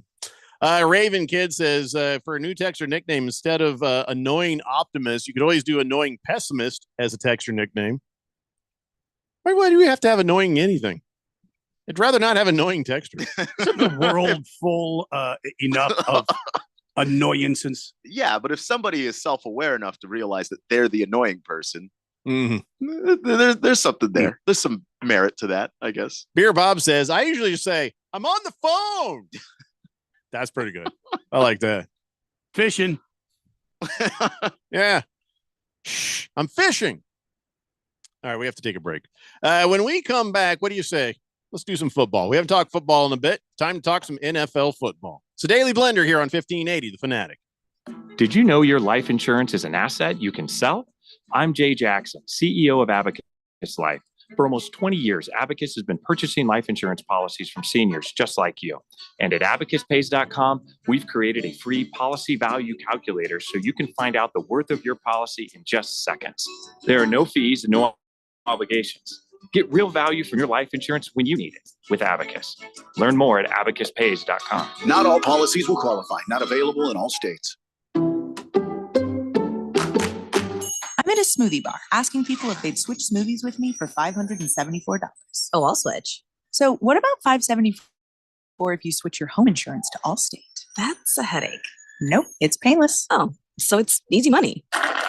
Yep, check Allstate first and you could save hundreds on quality home insurance today. You're in good hands with Allstate. Not available in every state. Based on the national average annual savings for new home insurance customers surveyed in 2023 who switched to Allstate and reported savings. Savings vary. So what did the doctor say? He said I might need surgery. Wow, it's that serious. Well, we won't know for sure until I talk with a surgeon, but I'm lost. This is all new to me.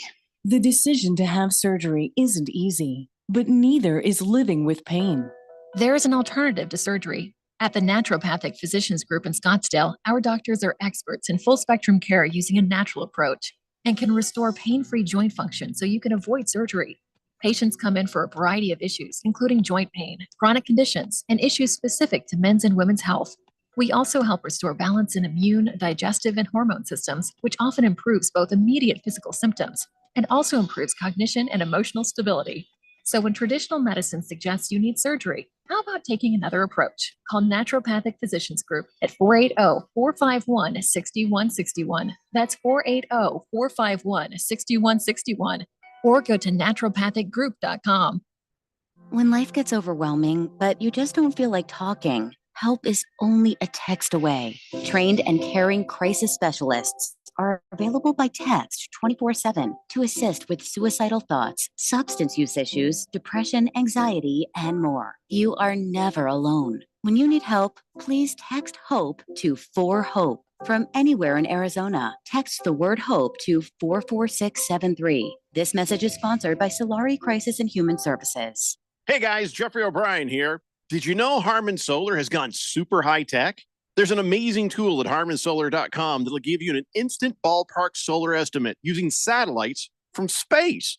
You just type in a little information, and within seconds, you'll have an idea of just how little money it takes to save big on that monthly electric bill. I did it, and within seconds, they measured my roof and calculated my savings. It's very impressive. Go to harmansolar.com and give it a try yourself. That's harmansolar.com. It's the sound of the fight songs, the excitement of the rivalries. It's the unbelievable upsets. It's the Heisman hopefuls. It's the national rankings. College football is coming. Listen for it on 1580 and 99.3, The Fanatic.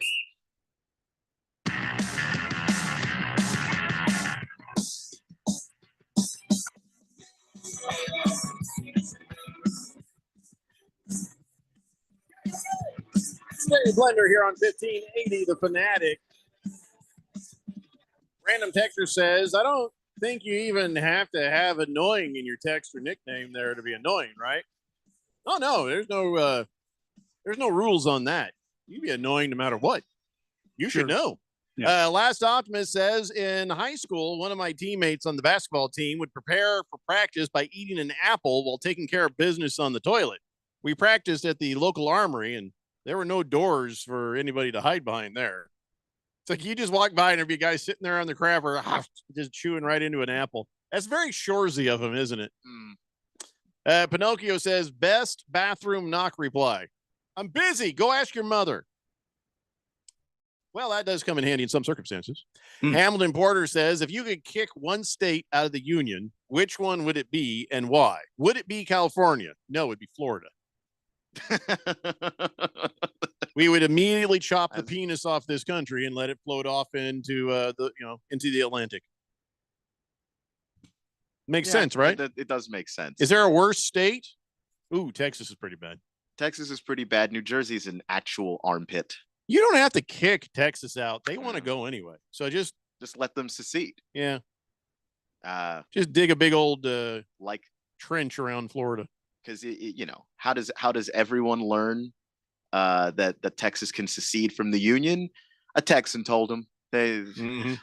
That's so. What is the worst state? Is it Texas? Is it Florida? I don't know. Florida's up there. Why are you asking, Hamilton Porter? Do I have the power to do this? Florida has the. I think actually it could be Florida because Florida has the combination of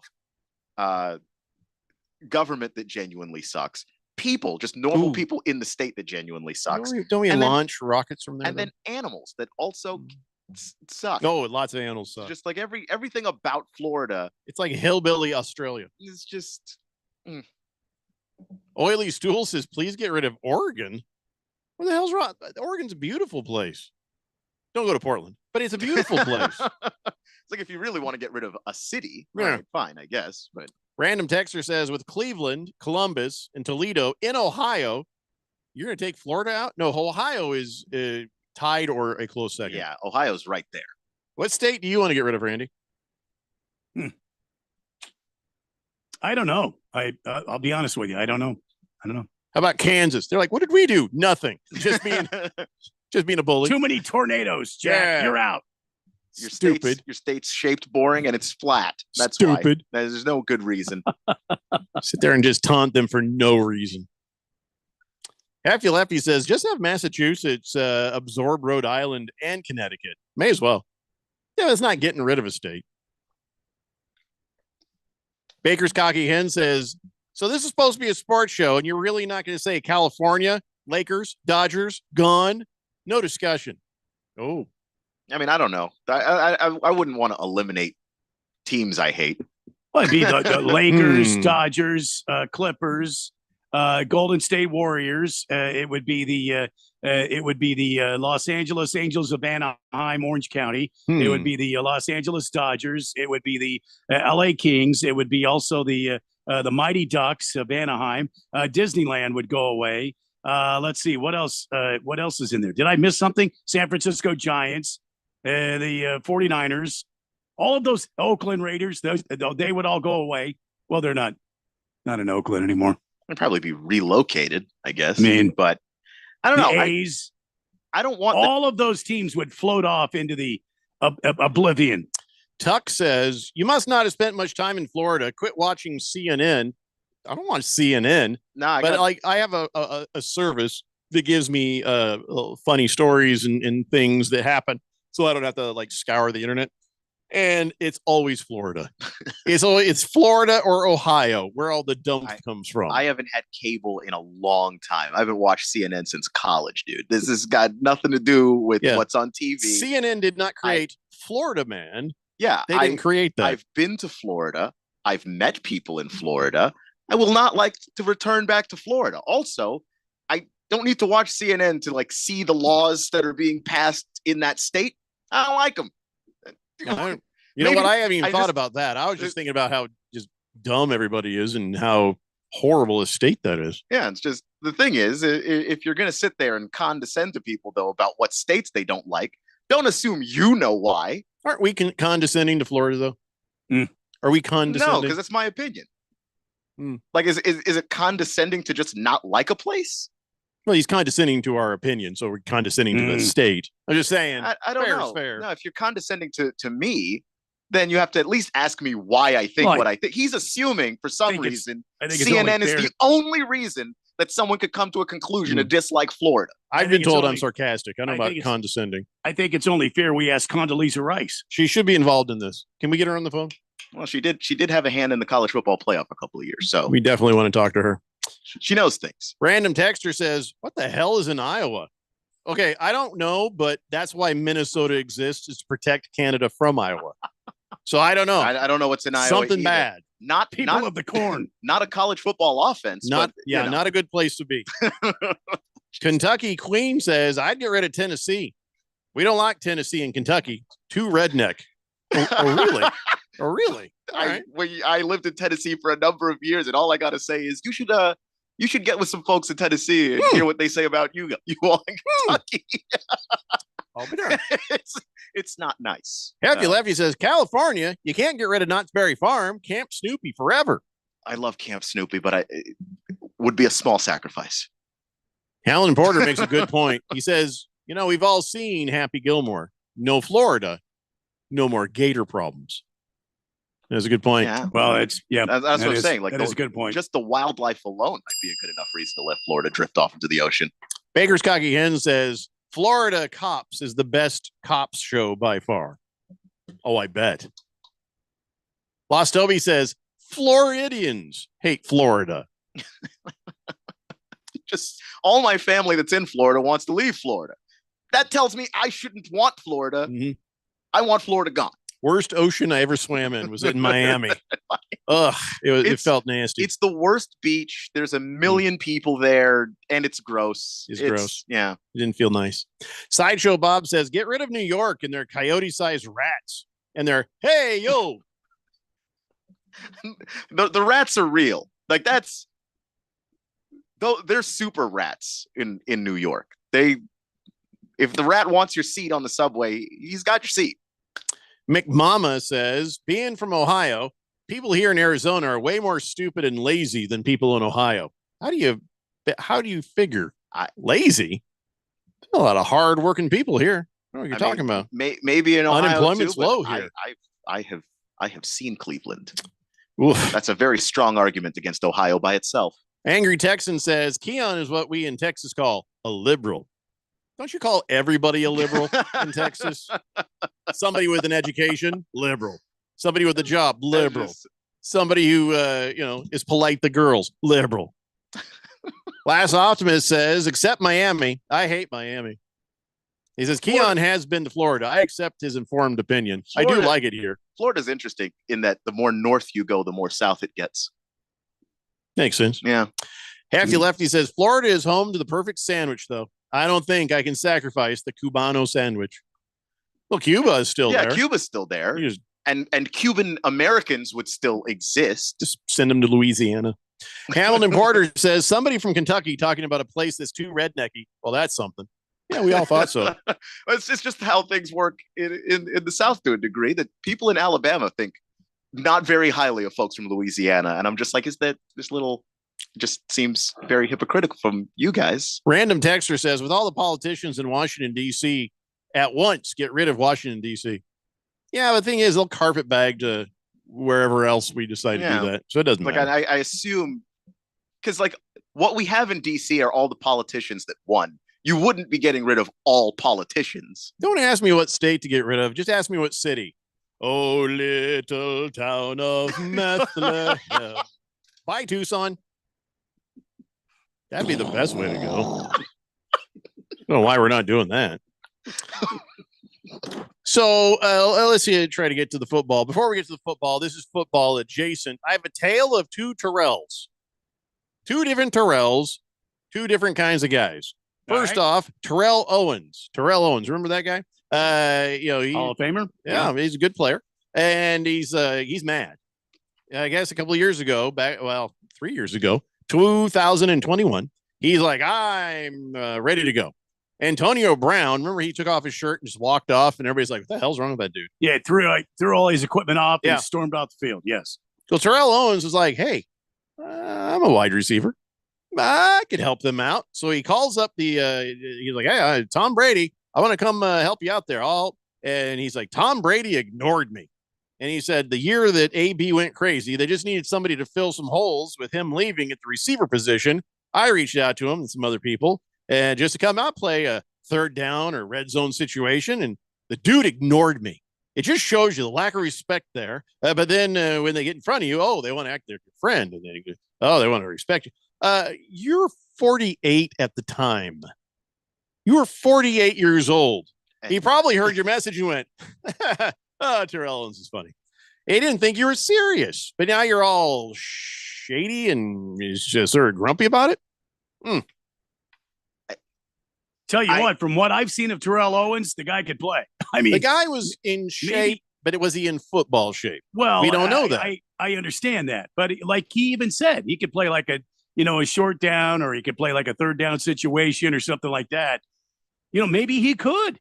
He takes very good care of his body. Yeah, but like at 48 years old and you haven't played a down of football in 10 years. His last NFL game, he was 38. So maybe physically in shape, but you haven't played the game at even close to an NFL level in a decade. I understand. I understand what you're saying. And so I can understand why. Yeah, you probably don't even pick up the phone on that to say at what. least call would have been him back and nice. say, He's a Hall of "Hey, Famer." thanks. I guess. No, thanks. But then what's he supposed to be, rude to your face too? Like, I don't know. I think he could have called to say thanks, but no thanks. But most important part is Terrell Owens is delusional. You're nearly 50. There was no chance. Yeah. Because the way he tells the story too is the Buccaneers would have agreed, but that Tom Brady squashed this for me. And that's just not reality. Because if anybody wanted you in the 10-year window where you were not playing, right, you would have been playing. There's a reason why a bunch of teams didn't pick up the phone and fall all over themselves for T.O. after that last season. So Terrell Owens is making up enemies in his head, basically, and a little grumpy about some stuff. But so you know how they had Highlights magazine? Yeah. Yes. Goofus and Gallant. Yep. Goofus cuts in the line at lunch.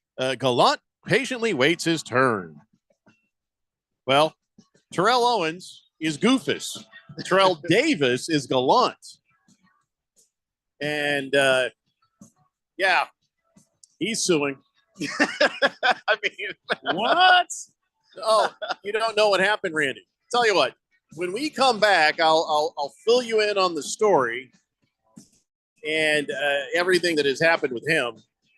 I think he's got a right to sue. He absolutely does. We'll come back with that. McMama says, remember George Teague hit against T.O. in Dallas? Remember that hit? That was epic. Baker's Cocky Hen says, Tom Brady was sitting there like Randy Moss, taking Bill Belichick's call and just hanging up. Click. Kyle G says, as a Detroit man, I can confirm that Ohio is a haven for dumbassery. It's a Daily Blender here on 1580, The Fanatic. Diabetes, high blood pressure, anxiety meds, everyone's on them. If you're a 50-year-old male, maybe a bit porky, and you may even have type 2 diabetes, $1 million of term insurance may only cost you about $200 a month. Call Term Provider. Speak with Big Lou at 800-345-2789. Big Lou will find a term life policy for you even if you have type 2 diabetes, are overweight, or have high blood pressure. Term Provider has helped thousands of people like you who think they can't afford term life insurance. To buy $1 million of affordable term life for you, all you need to do is call Big Lou at 800-345-2789. Lou will make sure the scales are tipped in your favor. Call 800-345-2789. Big Lou will answer your call and work to fit you into a term life policy that you can afford. Remember, Big Lou's like you. He's on meds too. Call 800-345-2789. 800-345-2789 or biglou.com. I'm at a smoothie bar asking people if they'd switch smoothies with me for $574. Oh, I'll switch. So what about $574 if you switch your home insurance to Allstate? That's a headache. Nope, it's painless. Oh. So it's easy money. Yep, check Allstate first and you could save hundreds on quality home insurance today. You're in good hands with Allstate. Not available in every state. Based on the national average annual savings for new home insurance customers surveyed in 2023 who switched to Allstate and reported savings. Savings vary. So what did the doctor say? He said I might need surgery. Wow, it's that serious. Well, we won't know for sure until I talk with a surgeon, but I'm lost. This is all new to me. The decision to have surgery isn't easy, but neither is living with pain. There is an alternative to surgery. At the Naturopathic Physicians Group in Scottsdale, our doctors are experts in full spectrum care using a natural approach and can restore pain-free joint function so you can avoid surgery.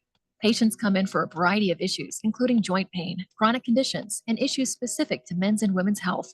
We also help restore balance in immune, digestive, and hormone systems, which often improves both immediate physical symptoms and also improves cognition and emotional stability.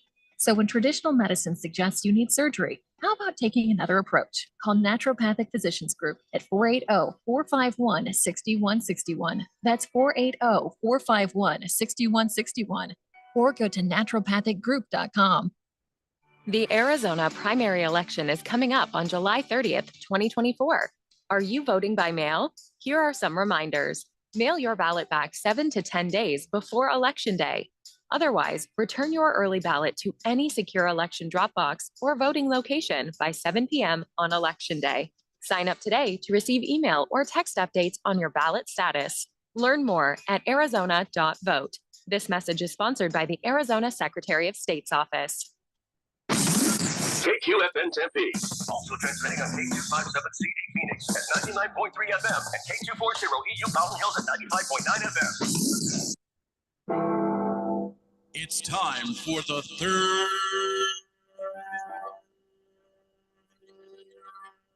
hour.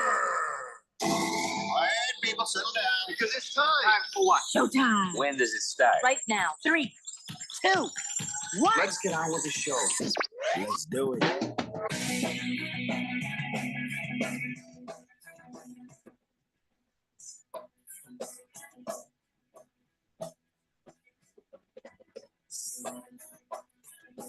All right, everybody, it's 5 o'clock here on the Daily Blender, and good friend, your radio pal, Jeffrey O'Brien, alongside Randy White, Keon Rose in the control room, and you guys are on the Fanatic text line, 888-368-1580, as we broadcast live in the Harmon Solar Studios in Scottsdale. I got a big old handful of football to talk about here. I was about to tell you the story of Terrell Davis, but Randy's not here, so... I guess Terrell Davis had his issue on the plane, and we were like, "Wow, gee whiz, we sure hope he didn't do something dumb." And then it turns out, nope, that steward, what do they call him? It's not a stewardess because it's a dude. Is it a steward? It's a flight attendant. What do you call him? Yeah, like a flight attendant. Yeah. So this, just went kind of like rogue on him, just it went off, and turns out that guy was just full of crap and started a whole lot of stuff that got really ugly. So, by the way, I think you saw this. There was this guy who was this is a different plane story, and this guy was he was on his way. He's like, "Hey, I'm going to Spain." He's like, "All right," and he was settling into his seat, and the plane was taxiing for takeoff, and he's just like, "Oh, yeah, I got the thing here." Turn on a little fan, a little air, that feels nice. Mm-hmm. And he's like, it's pretty good. Pretty nice. And he's like, And he turned, he kind of looks out the window. Plane's taxiing. He's like, oh, look, there's more planes over there. Oh, that's nice. And also right there, what the hell is that? Oh, that's my luggage. Oh, no. That's my luggage sitting on the tarmac all by itself. My two bags, both my bags. Those are my bags, both bags. He said, check your bags. What about this one? Can we carry on? No, it's better you check both your bags. Oh, okay. And it's sitting there, and they're like, you're flying. Here's the view. There goes your bags. That's the worst way to find out your bags aren't on the flight. So he took a quick photo, and he's like, hey, I think they dropped my suitcases. And so he's like, well, so now here's the thing. He's very upset, and he doesn't have his clothing. And he's like, what's even the worst part? I have a 5-pound block of cheese in that bag right there. Oh, it's done. Oddly enough, it actually survived. It did. It Well, did. it wouldn't have survived here. So No. I guess this was not a story from Phoenix. Yeah, Spain is different. Yeah. But he says the airline did deliver his bags to where he went. And he's like, against all odds, the cheese was fine. Survived. But yeah. Yeah. You're just sitting there, like getting comfy. Like, oh, this is nice. There's nobody sitting next to me in the seat. I got some leg room, and I got hell is that? Why are my bags on the tarmac? Oh, for the love of God. Yeah. Poor guy. Moral of the story: don't ever get too comfortable. They would have. Don't get too happy. The Terrell Davis allegations would have happened to me, and they would have been correct. Yeah. I would have lost my mind. Don't hit me. I'm going. I'm sorry. My bags are on the tarmac. I'm gonna hit somebody before this day is over. All right. So Randy's here. So Randy, that's not what happened to Terrell Davis. All right. So if you didn't hear the story, here's what happened to Terrell Davis. All right. So Terrell Davis and his 3 kids and his wife, they're on the plane. Yes. And his son was like, "Oh, I'd like some ice, please," and tried to tell this airline steward, this attendant, "Sir, I'd like some ice, please," and he ignored him. And so Terrell Davis is like, "Oh, well, I'll get his attention," and he just taps him lightly on the arm, says, "Sir," and he goes, "Don't hit me." The attendant goes, "Don't hit me," and then left the cart there and ran up to the front of the plane, where he told the pilot he'd been struck. And so Terrell Davis doesn't know this. Terrell Davis is like, "That was weird. Somebody's having a day." Oh, well, shrugged it off, had the rest of the flight. They land the plane, and then all of a sudden the pilot comes on. Ladies and gentlemen, we're going to need you all to please stay seated. Do not stand up just yet. We have law enforcement coming on the plane to escort a passenger off. So then all of a sudden, the law enforcement comes down the aisle, and they grab Terrell Owens and handcuff Terrell him. Davis. What? Terrell Davis, and take him off the plate and interrogate him. During this conversation, because it went from interrogation to conversation, they realized that flight attendant was wrong. And other people were like, "Yeah, that's not how it happened. He just tapped them nicely," and the guy freaked out. So after a conversation with Terrell Davis and after a conversation with some of the other people on the plane, he was let go, and later the flight attendant was fired. But what did I say? First day, we were talking about this. You should sue the hell out of these people. Yeah. How humiliating is that? You get in front of your kids and your wife, handcuffed and let off like you're criminal. And that's going to scare the crap out of your kids. It's embarrassing for you. You're Right. also a person of note. So they go, "My God, what did Terrell Davis do? Oh, great. Another celebrity acting up," that kind of thing. The damage that did to Terrell Davis, I hope that United has to pay through the bunghole, like hardcore money for this. It seems like they will, because he's got a very strong case. Well, he named his legal team in a tweet. That was how you knew he was serious. There were a lot of names on that legal team. It was Dewey, Cheatham, and Howe, and it was all sorts of oh boy, lawyer names. And he's just like, at first I was just like, "Hey, glad this is all fine," and then it was just like, we talked about it as a family, and he says the scars that took place and the trauma that took place are going to impact our family forever. Equally as important, we have heard from dozens of other United passengers that have experienced similar conduct. So sadly, I don't know. Anyways, so he's moving on. He's moving on, but he's going to sue the crap out of some people. Well, good for Terrell Davis. Good for him. Yeah. Angry Texan says that United flight attendant is what I'm not reading that. Angry Texan. Jesus. You're not wrong, but that's not the right way to. No. Baker's Cocky Hen says, sounds like the flight attendant tried to turn Terrell Davis into Trevor Bauer. Made it sound like it. Maybe. Just a little tap. Except that that's not even like the Trevor Bauer situation's interesting, or at least different, because it's its own. Well, they had a safe word. Yeah, but like the only two people who can really tell you what happened are the two people involved. Pineapple for the flight attendant to try this on a plane full of people. A lot of witnesses. Yeah, because that's what happened with the law enforcement. They show up, they talk to Terrell Davis, talk to some other people on the flight, and things aren't adding up. That's because you had everybody else there. Like that took some cojones to try and pull that off. There's a bunch of witnesses on a plane, and it's a plane. Screw loose is what you had. It's a United plane, so it's not like the other witnesses are very far from you. It's not. If someone taps you on the shoulder and you want to turn that into a full-on physical assault, there are other people there who saw that didn't happen. So I guess this is going to be a settlement. I believe will come. I don't think this is going to go to court. I don't think if United is smart, they're just going to take care of Mr. Davis. And they are pretty smart because before Terrell Davis said he was going to sue, they were already like, yeah, we know this is bad. That dude's fired. We're sorry. Well, make sorry feel better, and maybe you won't have any problems. So, anyways, let's talk about some actual football type things. What do you think of that Tom Pelissero dude? Tom Pelissero, the football guy. Didn't he get fired or something? From the NFL Network? I don't know. Or is he still their insider? Because I know the NFL Network's just been letting people go. So once you're an insider, you're always an insider. Yeah, but I've never heard anything bad about him. Please don't make jokes about insider. Just saying. Anyway, so Tom Pelissero, Tom Pelissero, the guy with the widow's peak? Or is that somebody else? I don't know. No, I think it's Mel Kiper with the widow's peak there. He has a receding widow's peak, though. Anyway, so he was guest hosting on a Rich Eisen thing, and he starts talking, and he's like, hey, I want you guys to know something. Bill Belichick is going to coach in 2025.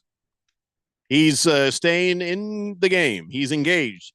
Sure, he's showing up to roasts, and he's going to be on this Inside the NFL show, and he's going to be doing things. What he's trying to do is better himself. He's trying to remind you he's not Darth Vader, that there's more to Bill Belichick, and he's not grumpy all the time. But he wants to pursue the all-time win record, and these are things he says really matter to Bill.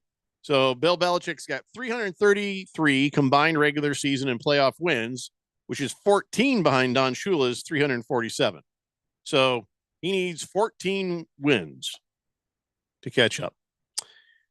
But little Tommy Pelissero says Bill Belichick definitely wants to come back and coach. I mean, I believe it. He interviewed for jobs this past season. See, here's the problem, though. If Bill Belichick wants 14 wins, that could take 3 or more years. Because if you're being brought in as a new head coach of a team, that means that team stank. That team had maybe 4 or 5 wins. And, you get there, maybe you don't turn it around right away, and you have another 4 or 5 wins. So you got to go 3 years on a crap team to get your record that you're trying to achieve. You need 3 or 4 years to bounce a team back to make them a contender.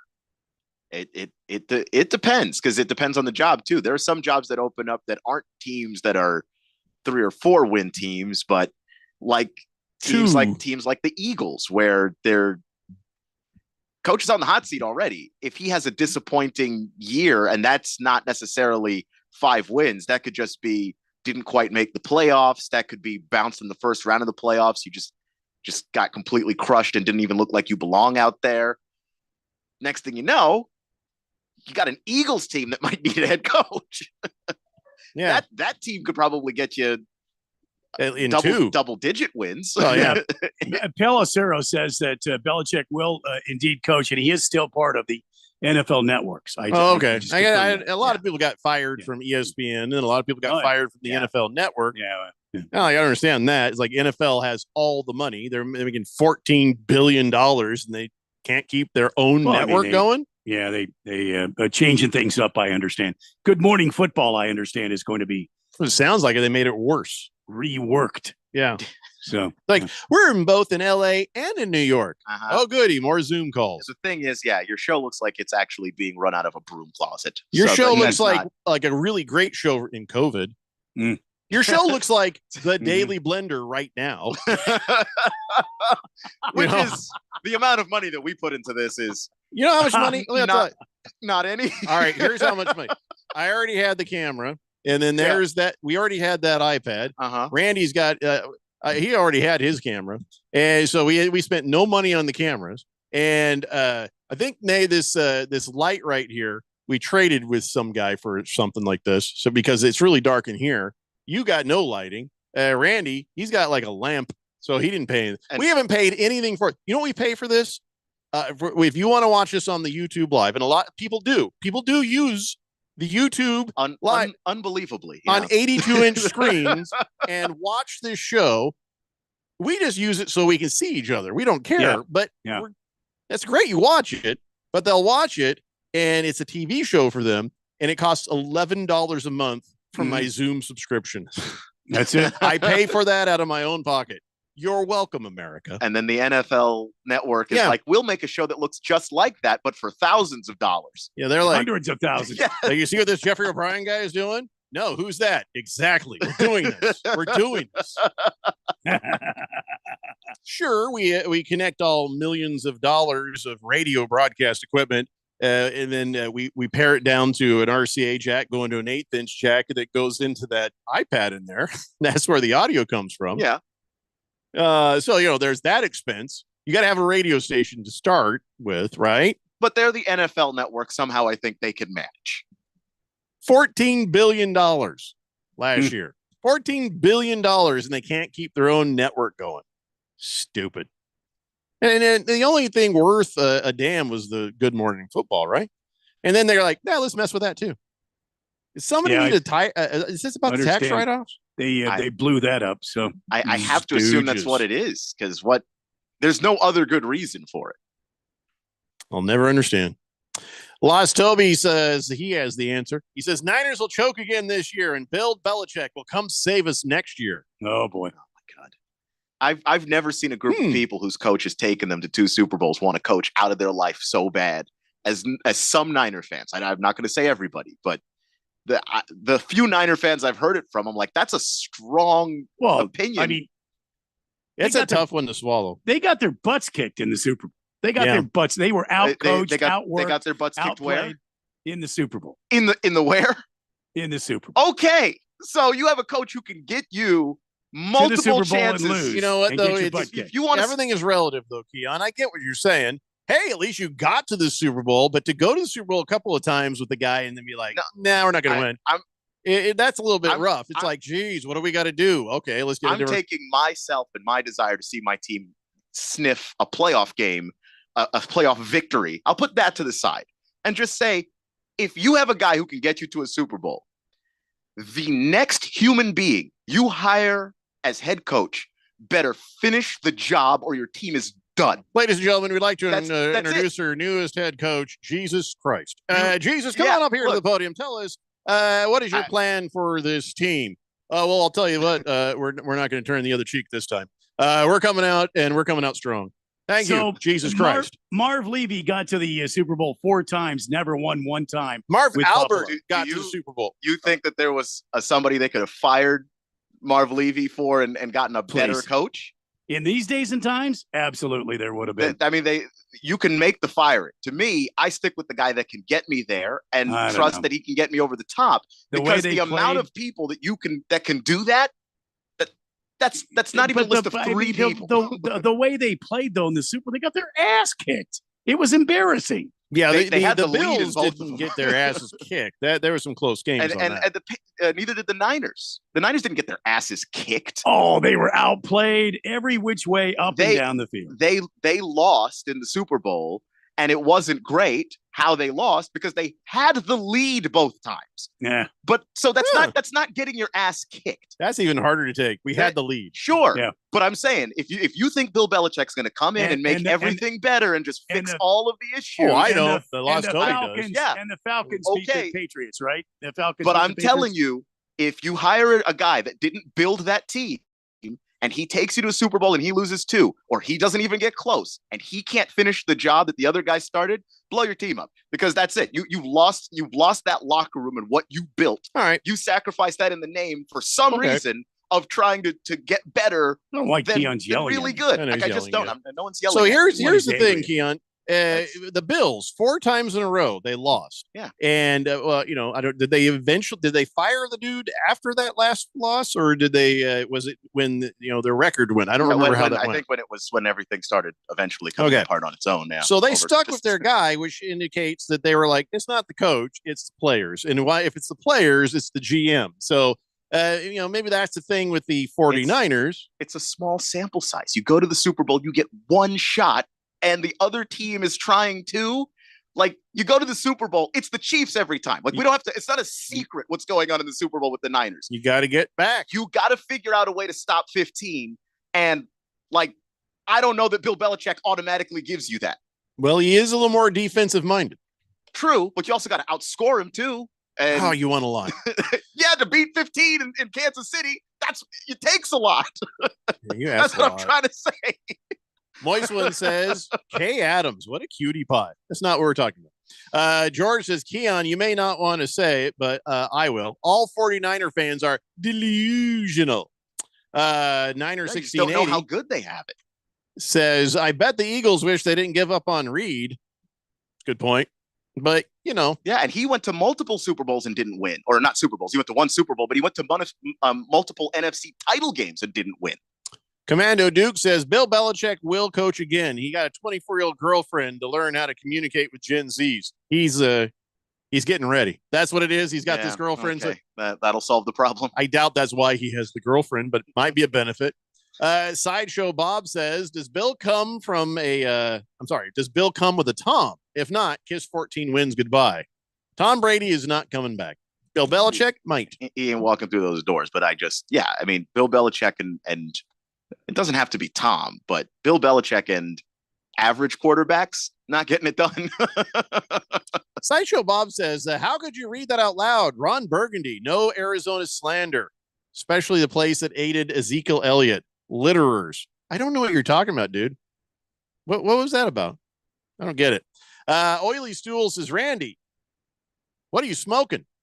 49ers didn't get their asses kicked in either Super Bowl. They lost in overtime this past Super Bowl to the Chiefs, you ding dong. I think you just got to go back and look at the tape, and you tell me the tale of the tape. I didn't see an ass kick. If I'm watching the Super Bowl, they get their ass kicked. There's no way that they're going to lose that Super Bowl to 15, and yet they found out a way to get it done, didn't they? All I'm saying is I watched one team in that first Super Bowl. One team had Patrick Mahomes. The other team had Jimmy Garoppolo, and that seemed to be the difference in that Super Bowl to me. I don't know what coach is supposed to put on a magic cape. Is Kyle Shanahan supposed to go out there and throw the ball too? Because what do you want? Just win, baby. Baker's Cocky Hen says Belichick is really only one of 3, if you think about it. He chose Vinny Testaverde over Kosar, lost the job. He chose Brady over Bledsoe, won rings. Then he chose Mac Jones, lost the job. Yeah, I guess he's not that great at picking quarterbacks. Moist One says, kind of weird how Belichick has a younger girlfriend than most players. Yeah. No, you're right. You're absolutely right. It's not kind of weird. It's very weird, but it's very wrong. It's gross. It's gross. All right, we got to take a break. We'll come back. We'll talk some more football. It's a Daily Blender here on 1580, The Fanatic. This is Brent Musburger's Action Update on 1580 and 99.3, The Fanatic. Get insights into the sports betting market with VSiN's betting splits. See where the money is and keep updated on how the market is reacting. Only at VSIN.com. Now, here are the latest lines from my guys in the desert. College Football Conference is holding media days in the month of July, getting ready for the upcoming season. Future bets on who will win the national championship out of the new 12-team playoff. And the Georgia Bulldogs are the betting favorite to capture the title. They are at plus 300. Ohio State Buckeyes plus 400. The Oregon Ducks, who recently joined the Big Ten after the collapse of the Pac-12, are plus 800. The Texas Longhorns, new additions to the SEC, are plus 850 to win the national title. Alabama is at plus 1,500. It'll be the first year in Tuscaloosa for new head coach Kalen DeBoer. I'm Tony Desiri with your VSiN Action Update on 1580 and 99.3 The Fanatic. Hey, John, why so glum? I just got let go. The company's downsizing. This is the third time in the last 2 years. I'm done with this. Have you thought about My Computer Career? I've heard they can train you for a career in IT in just a few months, including cybersecurity and the basics of AI. And you don't need prior training or experience. Now that's a recession-resistant career. Wow, thanks. I'll check them out. Go to mycomputercareer.edu and take the free career evaluation. mycomputercareer.edu. Financial aid is available for qualified students, including the GI Bill. Everybody's got a podcast these days. Comedy, politics, true crime, you name it. But how many actually teach you anything useful? Harman Solar has an entertaining podcast that is vital if you've been thinking about looking into solar, but you don't know where to start. Ralph and Ben explore the intricacies of utilities, equipment, processes, and more. Their primary objective is to educate and empower you to make informed decisions on your solar journey. So increase your knowledge, not your bills. Go check it out right now. It's the Harman Solar Podcast at harmansolar.com. Total Wireless is made to totally keep up with you. We now have unlimited data that never slows you down. Covered by the Verizon 5G network. And for less than $30 a month, we make your phone your ride or die. Switch now and pick a free 5G phone with qualified plan purchase. And your fourth line at no additional cost. Visit your local Total Wireless store today. Total Wireless, we're totally with you. Actual speeds may vary by location. For data management practices, see TotalWireless.com. Life is full of bright moments, but sometimes those moments can seem too far away. Trained and caring crisis specialists in Arizona can assist you with any situation, big or small. Free and confidential help is only one text away, day or night. Text the word HOPE to 4HOPE. That's HOPE to 44673. These moments matter, and so do you. This message is sponsored by Solari Crisis and Human Services. Everybody's got a podcast these days. Comedy, politics, true crime, you name it. But how many actually teach you anything useful? Harman Solar has an entertaining podcast that is vital if you've been thinking about looking into solar, but you don't know where to start. Ralph and Ben explore the intricacies of utilities, equipment, processes, and more. Their primary objective is to educate and empower you to make informed decisions on your solar journey. So increase your knowledge, not your bills. Go check it out right now. It's the Harman Solar Podcast at harmansolar.com. With the first pick. Now that the draft is in the books, it's that time of the season when the team gets together, to get acquainted. Summer means mini camp, OTAs, then pre-season. Keep yourself tuned to the station with all the insight, updates, and breaking news you need to know about the NFL offseason. If it's the NFL, we talk about it. 1580 and 99.3 The Fanatic, and always on at 1580thefanatic.com.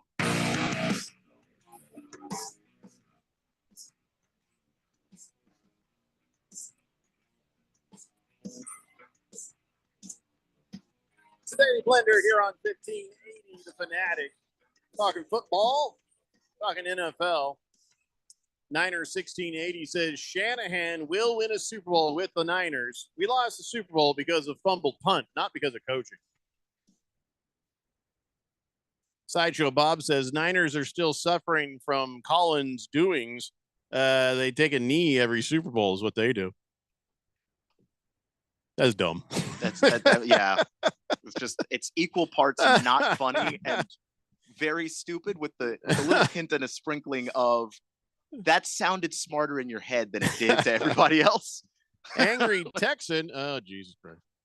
Hold on here. I don't know what words.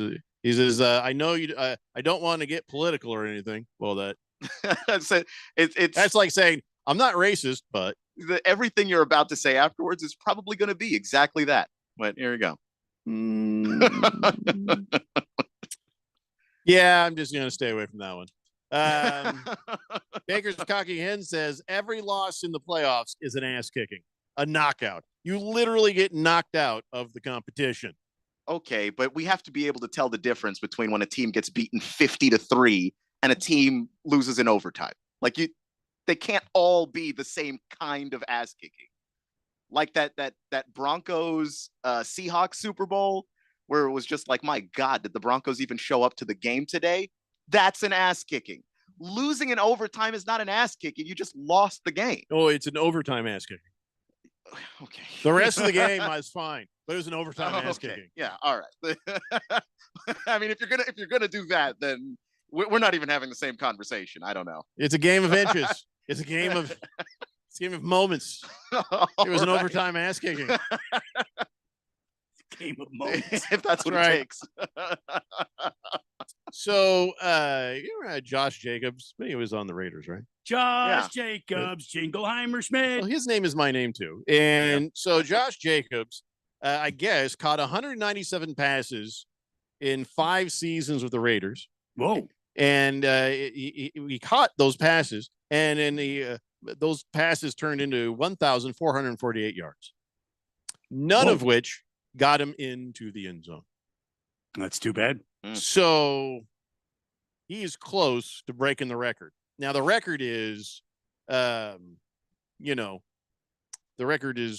now held by former NFL running back Gerald Riggs. Had 201 career receptions without a touchdown. No NFL players ever caught more passes without scoring. Jacobs and Riggs are the only players in NFL history to catch more than 146 passes without picking up a little touchdown there. And so Josh Jacobs is all right. Now I got Jordan Love. I mean, Jordan Love is vowed. Josh Jacobs will not set the record for most catches without a touchdown. He's not going to do it because we're going to get him involved in the end zone. Bro, we're going to get you a touchdown for sure. That sounds great. Can Jordan Love make that dream come true for Josh Jacobs? Yeah, I don't know if you can decide that. That's right. I mean, situational. So it's up to a whole lot of things. But he's like, no, we're going to see 5 receptions away. He's like, no, we're going to make sure he gets a touchdown. First pass to him might be a touchdown, he says. Might. Well, because you can't promise that. And that's my problem with what Jordan Love is saying. Don't write checks you may not be able to cash. There's no way you can guarantee that. 2-time Daily Blender, Premier League champion, Moist One, says he's drafting Josh Jacobs with his first pick. Are you being sarcastic? No, I think Josh Jacobs is going to do better in that offense than he did. Yeah. Oh, absolutely. Sure. But Moist One, are you being sarcastic? I mean, look, I would just treat this period of time like the actual NFL draft and just assume that no one's telling the truth. That's a good point. So it's like, I'm going to draft so-and-so with my pick. You don't know what pick you have. So how do you know that? You're just saying stuff. Nobody else is probably going to take Josh Jacobs with their first pick. Or are they? I have no idea. Marvin Harrison Jr., I think, is a winner in the clubhouse right now. Don't you think? I could see that, yeah. I mean, for as long as Kyler Murray is upright, I mean, you may not see it, but as long as he's upright, but the number should be there. Yeah. Yeah. So Jordan Love is on the Packers. Now Josh Jacobs is on the Packers. Mm-hmm. Devontae Adams used to be on the Packers, but now he's on the Raiders. Now the Raiders say we're not trading Devontae Adams. Devontae Adams says I'm not getting traded, and they're like these are rumors. They're not true, baseless, unfounded speculation. He says, but if I do get traded, says Devontae Adams, he doesn't want to go back to the Packers. He wants the bromance to continue with him and Aaron Rodgers. He wants to go to the Jets. They were a great combo together. So, but here's the thing, Devontae Adams. You got away from there so people wouldn't say, it was Aaron Rodgers. It was Devontae Adams being talented. But see, you went to a place that didn't have a quarterback. You got to have at least a quarterback, somebody who is competent. And the Raiders, well, we know the story of what happened over the last couple of years there. Mm-hmm. You picked the wrong place, Devontae Adams. You picked the wrong place. He could have chosen many different places. Yeah, but the thing is, they didn't have no quarterback when he got there. They had Derek Carr, who is very close to having no quarterback. Right. However, he has history with Derek. They played together in college, so like there was a chance of like, all right, I'm going to play with my guy. He's having a solid NFL career. I'm having a great NFL career. Maybe I can help him out, and we can do some great things together. And then that just never happened. I don't think that he picked the wrong place to go at all. I think Devontae Adams picked the exact right place to go, because where else could he have gone that they would have built a Taco Bell inside of his house, and he could have Taco Bell day or night at any time. Any place in the country. What? Taco Bell isn't owned by the Las Vegas Raiders. Taco Bell is its own company. He could have gone anywhere and they'd have done that. I differ with you on that, my friend. They would have done that anywhere for Devontae Adams. Are you kidding me? No, have you seen, I'm not kidding you. The owner of the Raiders, have you seen his eyes? That is a man that owns Taco Bell. Another thing. That's the thing. If I'm like, well, where am I going to go? Why I could play for the Raiders? Oh, good God. I can't. Well, I can't. I don't want to be around that guy. That guy scares me. That's not the guy. I don't want to look into his eyes every time. Like you're walking down the hall, you're like trying to look away, like look him directly in the bowl cut. My soul. Yeah, give me my soul back. I feel like that this was meant to be, and they're going to move that Taco Bell and his house to New York when the trade happens. That's what my there's sources going to tell be me. no trade. There will be no trade, but there is. He wants to go back and get with his boo, Aaron Rodgers. Of course, the trade, may not happen, plus or minus an Achilles tendon. But my sources tell me that there's going to be a big, huge trade. Who are your sources? Are they Stephen A. Smith sources? Can't tell you who they are. Now, if I were to tell you who my sources were, I wouldn't be able to. No, that's fair. I don't believe you have sources, but you're right. You should not name your sources. You don't think I have sources in the NFL? No, I don't think you do. Pretty sure you don't. You don't have a legit weatherman license. What are you talking about? You know what I'm talking about. I can predict weather at any time I want because I am an ordained weather predictor. Ordained now, huh? All right. Yeah. So, what's August going to be like? Do you know what August is going to be? Hot. Serious. It's going to be no. I want to know. Sweaty balls is what it's going to be in August. I want you to tell me what we got coming for real in temperatures for August. I want an actual weather analysis. 113, and there's going to be quite a bit of moisture in the air. And what's going to happen is that moisture in the dew point, and that's going to get all. I could explain it to you, but it's all that mathematics. It's supposed to be cooler in August than it is. It's going to be hot as balls. I don't know if we should say that. I feel like maybe we shouldn't say that. What do you mean? You know what I mean. I don't understand. I'm just saying maybe we shouldn't say that. What are you talking about? I just want to know what the temperature range is going to be, and that's not an official temperature range, which also proves my point. You're not a real weatherman. I am. I am the end. Probably the most decorated weatherman this valley has ever seen. Big George wants to know if your sources are similar to a very large former morning show host that would dominate people in basketball. Well, according to him. How would he dominate? Tonnage? I don't know. Baker's Cocky Hen says, if you're taking a rookie for the number one fantasy pick, you should probably throw a few bucks on him for NFL Offensive Player of the Year. 120 to 1 odds currently. It's not bad. I mean, that's not a bet that I would feel would be a bad one on Marvin Harrison Jr. He's going to be in the conversation all year long, and as he should be. Yeah. Speaking of Cardinals, hey Randy. Yeah. Boy, the players love your coach. I don't know. Yes, Jonathan Gannon got the attention of not just the team, you're damn right, people on other teams. I was reading this thing from Joshua Weinfuss. He's an amazing Weinfuss. Weinfuss. It's not Weinfuss. No, it's Weinfuss. Are you sure? I'm pretty sure it's Weinfuss. I don't want to say his name wrong because I got a lot of respect for him. Josh Weinfuss. I believe it's Fuss. Josh W. Yeah. He's a real guy. He's a real journalist. Real American hero. He is. Yes. So I do enjoy reading his stuff. Josh Weinfuss. Fuss. Okay. Anyway, that's one guy I want to make sure I get his name right because I do have respect for him.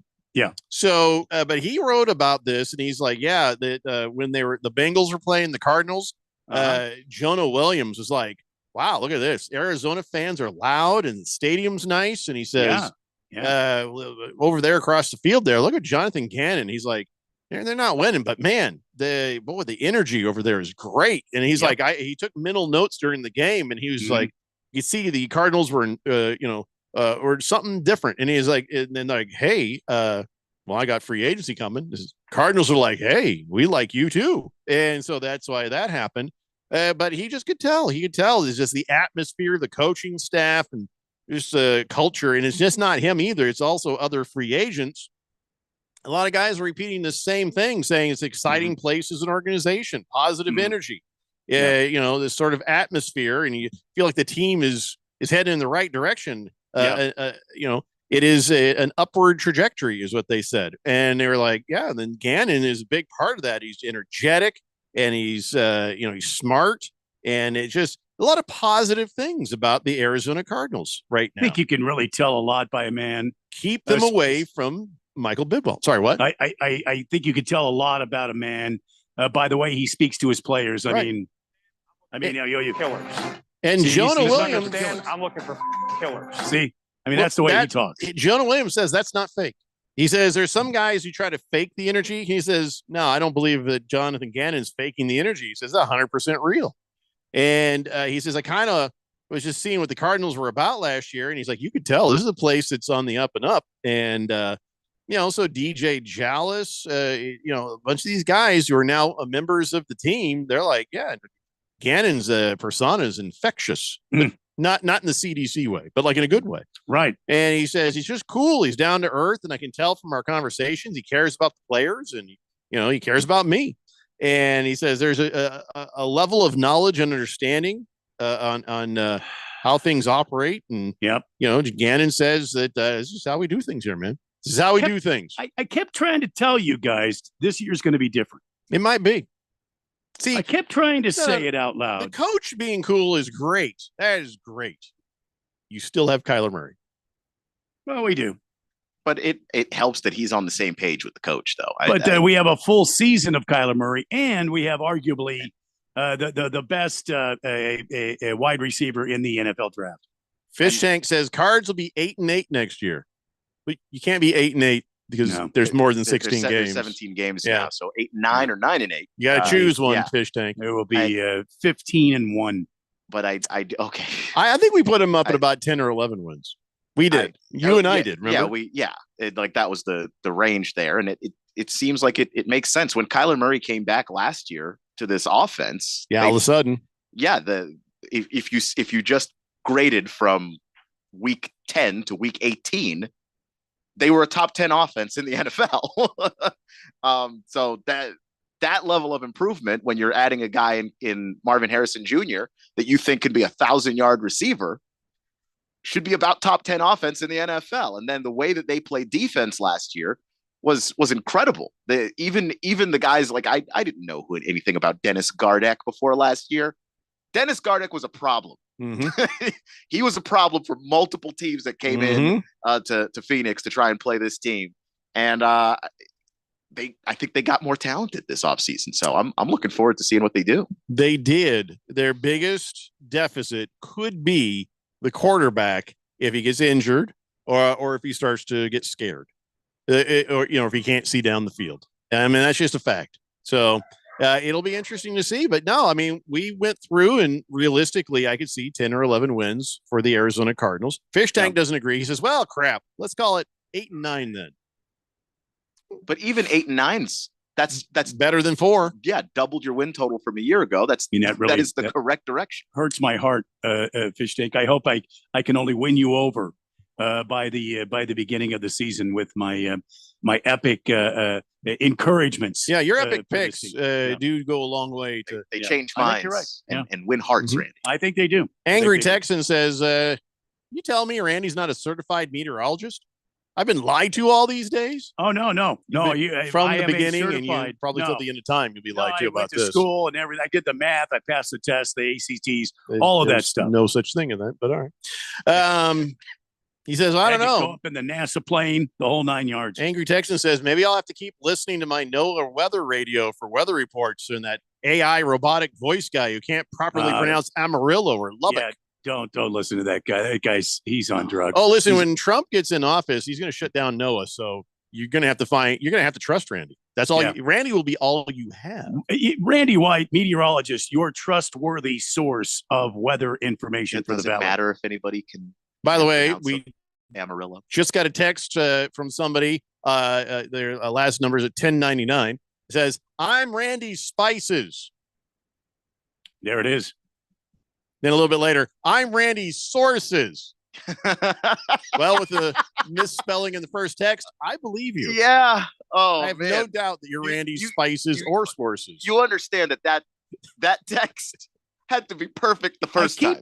Trying to tell you guys, you absolutely can't have these sources and spices out there that give me these little tidbits of information. A little paprika, little cumin. Fish Tank says Dolphins versus Cardinals. That's gonna be a blast. He says, "I think they'll compete in every game. Not a team to be slept on for sure." That was the thing. Is the Cardinals? They were scary the entire season last season. It's like that. The Dolphins, Cardinals. They were the trap game every game. Like you come off of a big victory and you got the Cardinals next. It's like don't fall asleep. That's that team will hurt you. What week are the Dolphins and Cardinals playing each other? Or is he talking Super Bowl? Dolphins, Cardinals, Super Bowl. Is this a home game? I mean, not the Super Bowl, but the Dolphins and Cardinals. Are they actually playing each other? Hold on.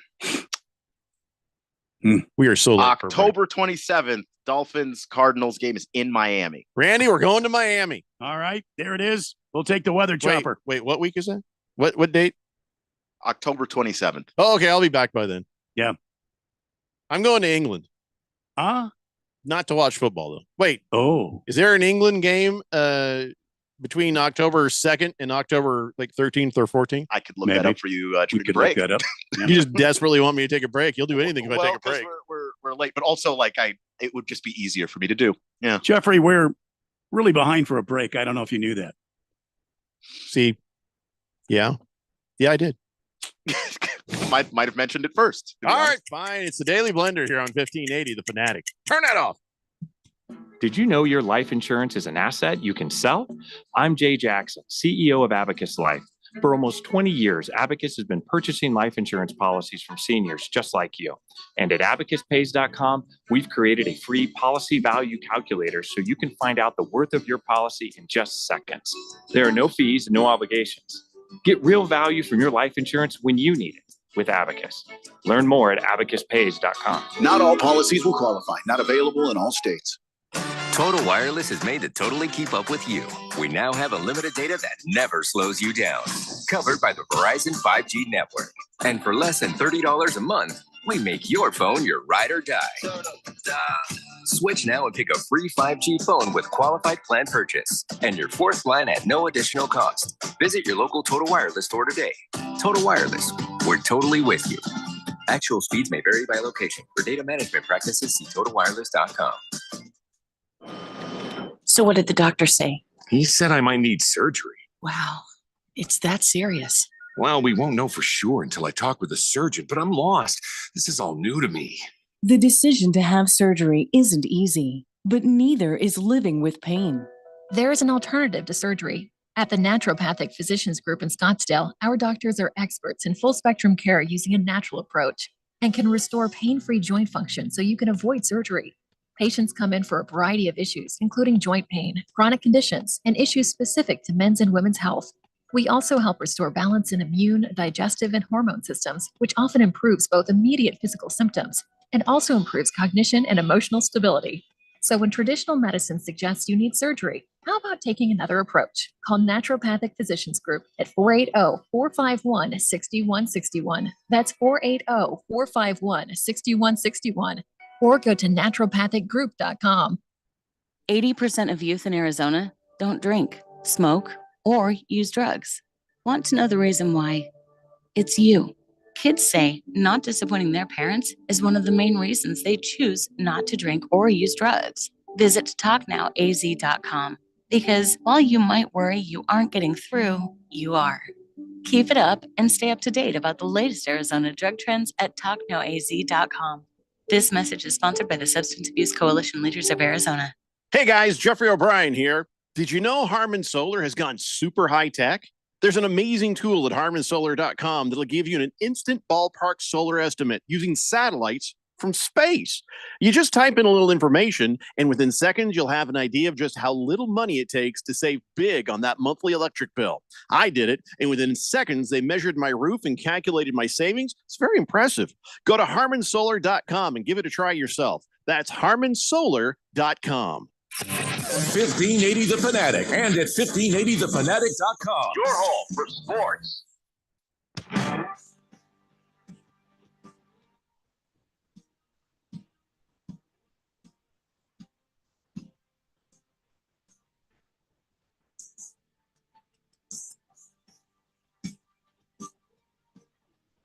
Today, Blender here on 1580 The Fanatic. We got time for a little more football. A little bit more football. Caleb Williams tried to do a smart thing, but didn't work out the way he wanted it. That was interesting. Caleb Williams was holding out on his contract there, his rookie contract, and they were like, "Well, hey, what do you need to do here? What's going on here?" He's like, "You know what I want? No franchise tag." And the Bears are like, "Oh, that was funny." He's like, "No, I wasn't joking." They're like, "No, we still think it's funny." He's like, "No, I'm serious." He's like, we don't care." That's not going to happen. But he gave it a good shot. Yeah. Yeah, one of the last first round players to sign for that exact reason. Look, he has more leverage than just about any other first round or first overall pick in the history of the NFL. You might as well use it. So not enough leverage to where the Bears would do it. So, but he did eventually sign the thing, but a no tag clause. I like that. Yeah. Yeah. Granted, I mean, a lot of the people who would benefit the most from it, running backs, they would never have enough leverage to actually make it happen. So why did he give? Why did he give? What did they give him that he did give him? Because if he said, "Well, okay, Bears, I guess I'll sit out the entire season." Okay. See you next season. Maybe I'll get drafted again next year. Can't. Bears have his rights for 5 years. Good luck playing football. If you want to go to the CFL real bad, if you want to be in the UFL, Canada's nice this time of year. Knock yourself out. I feel like the UFL is going to lockstep with the NFL. And nobody's going to do that. Nobody wants to play for that. Maybe, but even if he did, it's like you'd be playing in games almost nobody'd be watching, throwing to receivers no one's ever heard of, or you could be in Chicago and throw passes to Keenan Allen. So what'll it be? Like, you just don't have any leverage here because, like, we know you want to play football. Yeah. The only way that this would work is if you had something other than football to do, like a John Elway, I want to play for the Yankees kind of situation. If you were good at another sport, hey, you're not. You're a football player. So what is it going to take for somebody to wiggle out of that franchise tag? I think it's going to take someone of Caleb's caliber of player that's also a two-sport athlete that could legitimately play another sport. And that's interesting. That is interesting. But here's the thing. What's the other sport? Because if the other sport is generally baseball, what happens, Randy, when somebody gets drafted in baseball, they get sent somewhere and forgotten for a while before they find their way actually onto the field. And then how long is it before they can get a pretty big contract? Minor leagues. So you see what I'm saying? Yeah, no, you are taking a risk, and like they could call your bluff and go, "Yeah, we know you don't want to be playing for the Chattanooga Lookouts, and you could be playing for the Chicago Bears." So yeah, I mean, as bad as any NFL organization is, if you have the chance to be a starting quarterback in the NFL, navigate yourself to that next contract. I understand he's quite a proficient ribbon dancer. A river dancer? Ribbon. A ribbon dancer. Ribbon dancer for the Olympics coming up. I understand he's quite proficient in that. And, and there's a lot of money in that. Well, he could do that if he opted to. Well, you go from that straight to Cirque du Soleil. Yeah, well, yeah. And that's where the money is. You go on the tour from there, right? Cirque du Soleil. They play the big auditoriums. They play the SeaWorld. And he'll be spinning by his hair on a ribbon at about 80 feet up in the air. Well, yeah. And they all the ribbon, of course, they don't have to buy that, which is quite comforting when you're a professional ribbon dancer. I don't know why you didn't play that card. Well, slap that card down on the Bears and see what happens. The Bears would have to be convinced that you would have just as good a time ribbon dancing as you would playing football. Look, And I'm don't kicking believe the it. doors. I'm kicking the doors down there at George Hallis Drive, and I'm coming in there in my ribbon dancing outfit and say, "Look, I have other ways to go, Jack. I don't have to. I don't have to take your 55 million measly dollars." They were like, "We'll guarantee your entire rookie deal. You can go ribbon dance if you want to. All right, looking glittery and fabulous. But guess what? You're walking away from an NFL contract here, sir." I don't think they'll ever get out of that damn thing. They're never going to get out of that franchise tag. No team wants to be the team to start that and have all the other owners in the league going, "What the hell are you doing?" Now you've offered one guy a franchise tag exception. Guess what? Everybody's going to want one. Caleb Williams is going to have to hang up his tights and his ribbon. Yeah. Oh, yeah. He's just going to have to play football. That's all there is to it. Yeah. It was a nice thought. Looks like it. Looks like it. Nice thought. Ladies and gentlemen, it's time now for On This Date in Big George's sports history. Back in the year 1923, the Philadelphia Phillies owner, William Baker, demanded that the police arrest 11-year-old Robert Cotter for pocketing a foul ball hit into the Baker Bowl bleachers during the Phillies game against the Chicago Cubs. After the young spectator spent a night in a house of detention for grand larceny, Philadelphia Municipal Court Judge Brown freed him, saying that boy was just following his natural instincts. So, yeah, that was the first major league team that had to allow fans to keep balls hit out of play. And now, 100 years later, they're doing it. But here, let me give you a little background. You're like, whoa, what a jerk. The owner of the Phillies. What a jerk that William Baker is. Hold on a second. Back in 1900, a baseball cost $3. And you're like, okay, so what? Well, in today's money, that's $110. Yeah. The balls cost a lot more to make. So because of that high cost, the club owners were like, well, I don't want to buy any new balls if we don't have to here. This is pretty expensive. And the teams weren't making the kind of money they're making now. Right. So that was a lot of money. Oh, yeah. 110, you add that up over time in a season, and it was damned expensive. So and to be honest with you, Jeffrey, they didn't play with the multiple baseballs throughout a game like you see today. It was just like one ball or sometimes. two guys. I mean, one or two baseballs. That was it. They'd open up a box and they take the new ball out and say, all right, here you go, play ball. And, they had a ball and that's the way it would go. And if they had to get out another ball, they would. But that's only if they're, the other ball got too dinged up, mucked up or whatever. Or got lost. Yeah. So that's a different price point than it probably costs them 50 cents to make a ball today, because it's mass produced. These balls were not mass produced in 1900. So that is correct. William Baker, maybe you didn't have to put the kid in jail. Son of a bitch. Yeah, that seems excessive. But I think because of the judge ruling, baseballs, they were like, we got to figure out a way to get these cheaper. Grand larceny. So, a shame a man had to go to prison. He got his walking stick, bonking him with a walking stick. How dare you? Yeah, you in that jail, You impudent little. Boss Toby says that's how soccer balls kicked in the crowd are. They have recovery teams because each ball costs like $180. Yeah, they got the chip in there for the offsides and all that stuff. No, I get that for a football. And if they do a lot of technology with these new footballs, I don't think players can be allowed to throw them back. Whoa. Throw them into the can. I just knocked over a whole lot of stuff here in the studio. Jeffrey's camera is currently looking at the back of his computer right now. All right. Well, with that, we're just going to go home now. And on that bombshell, 3 p.m. We will see you guys tomorrow. It's the Daily Blender here.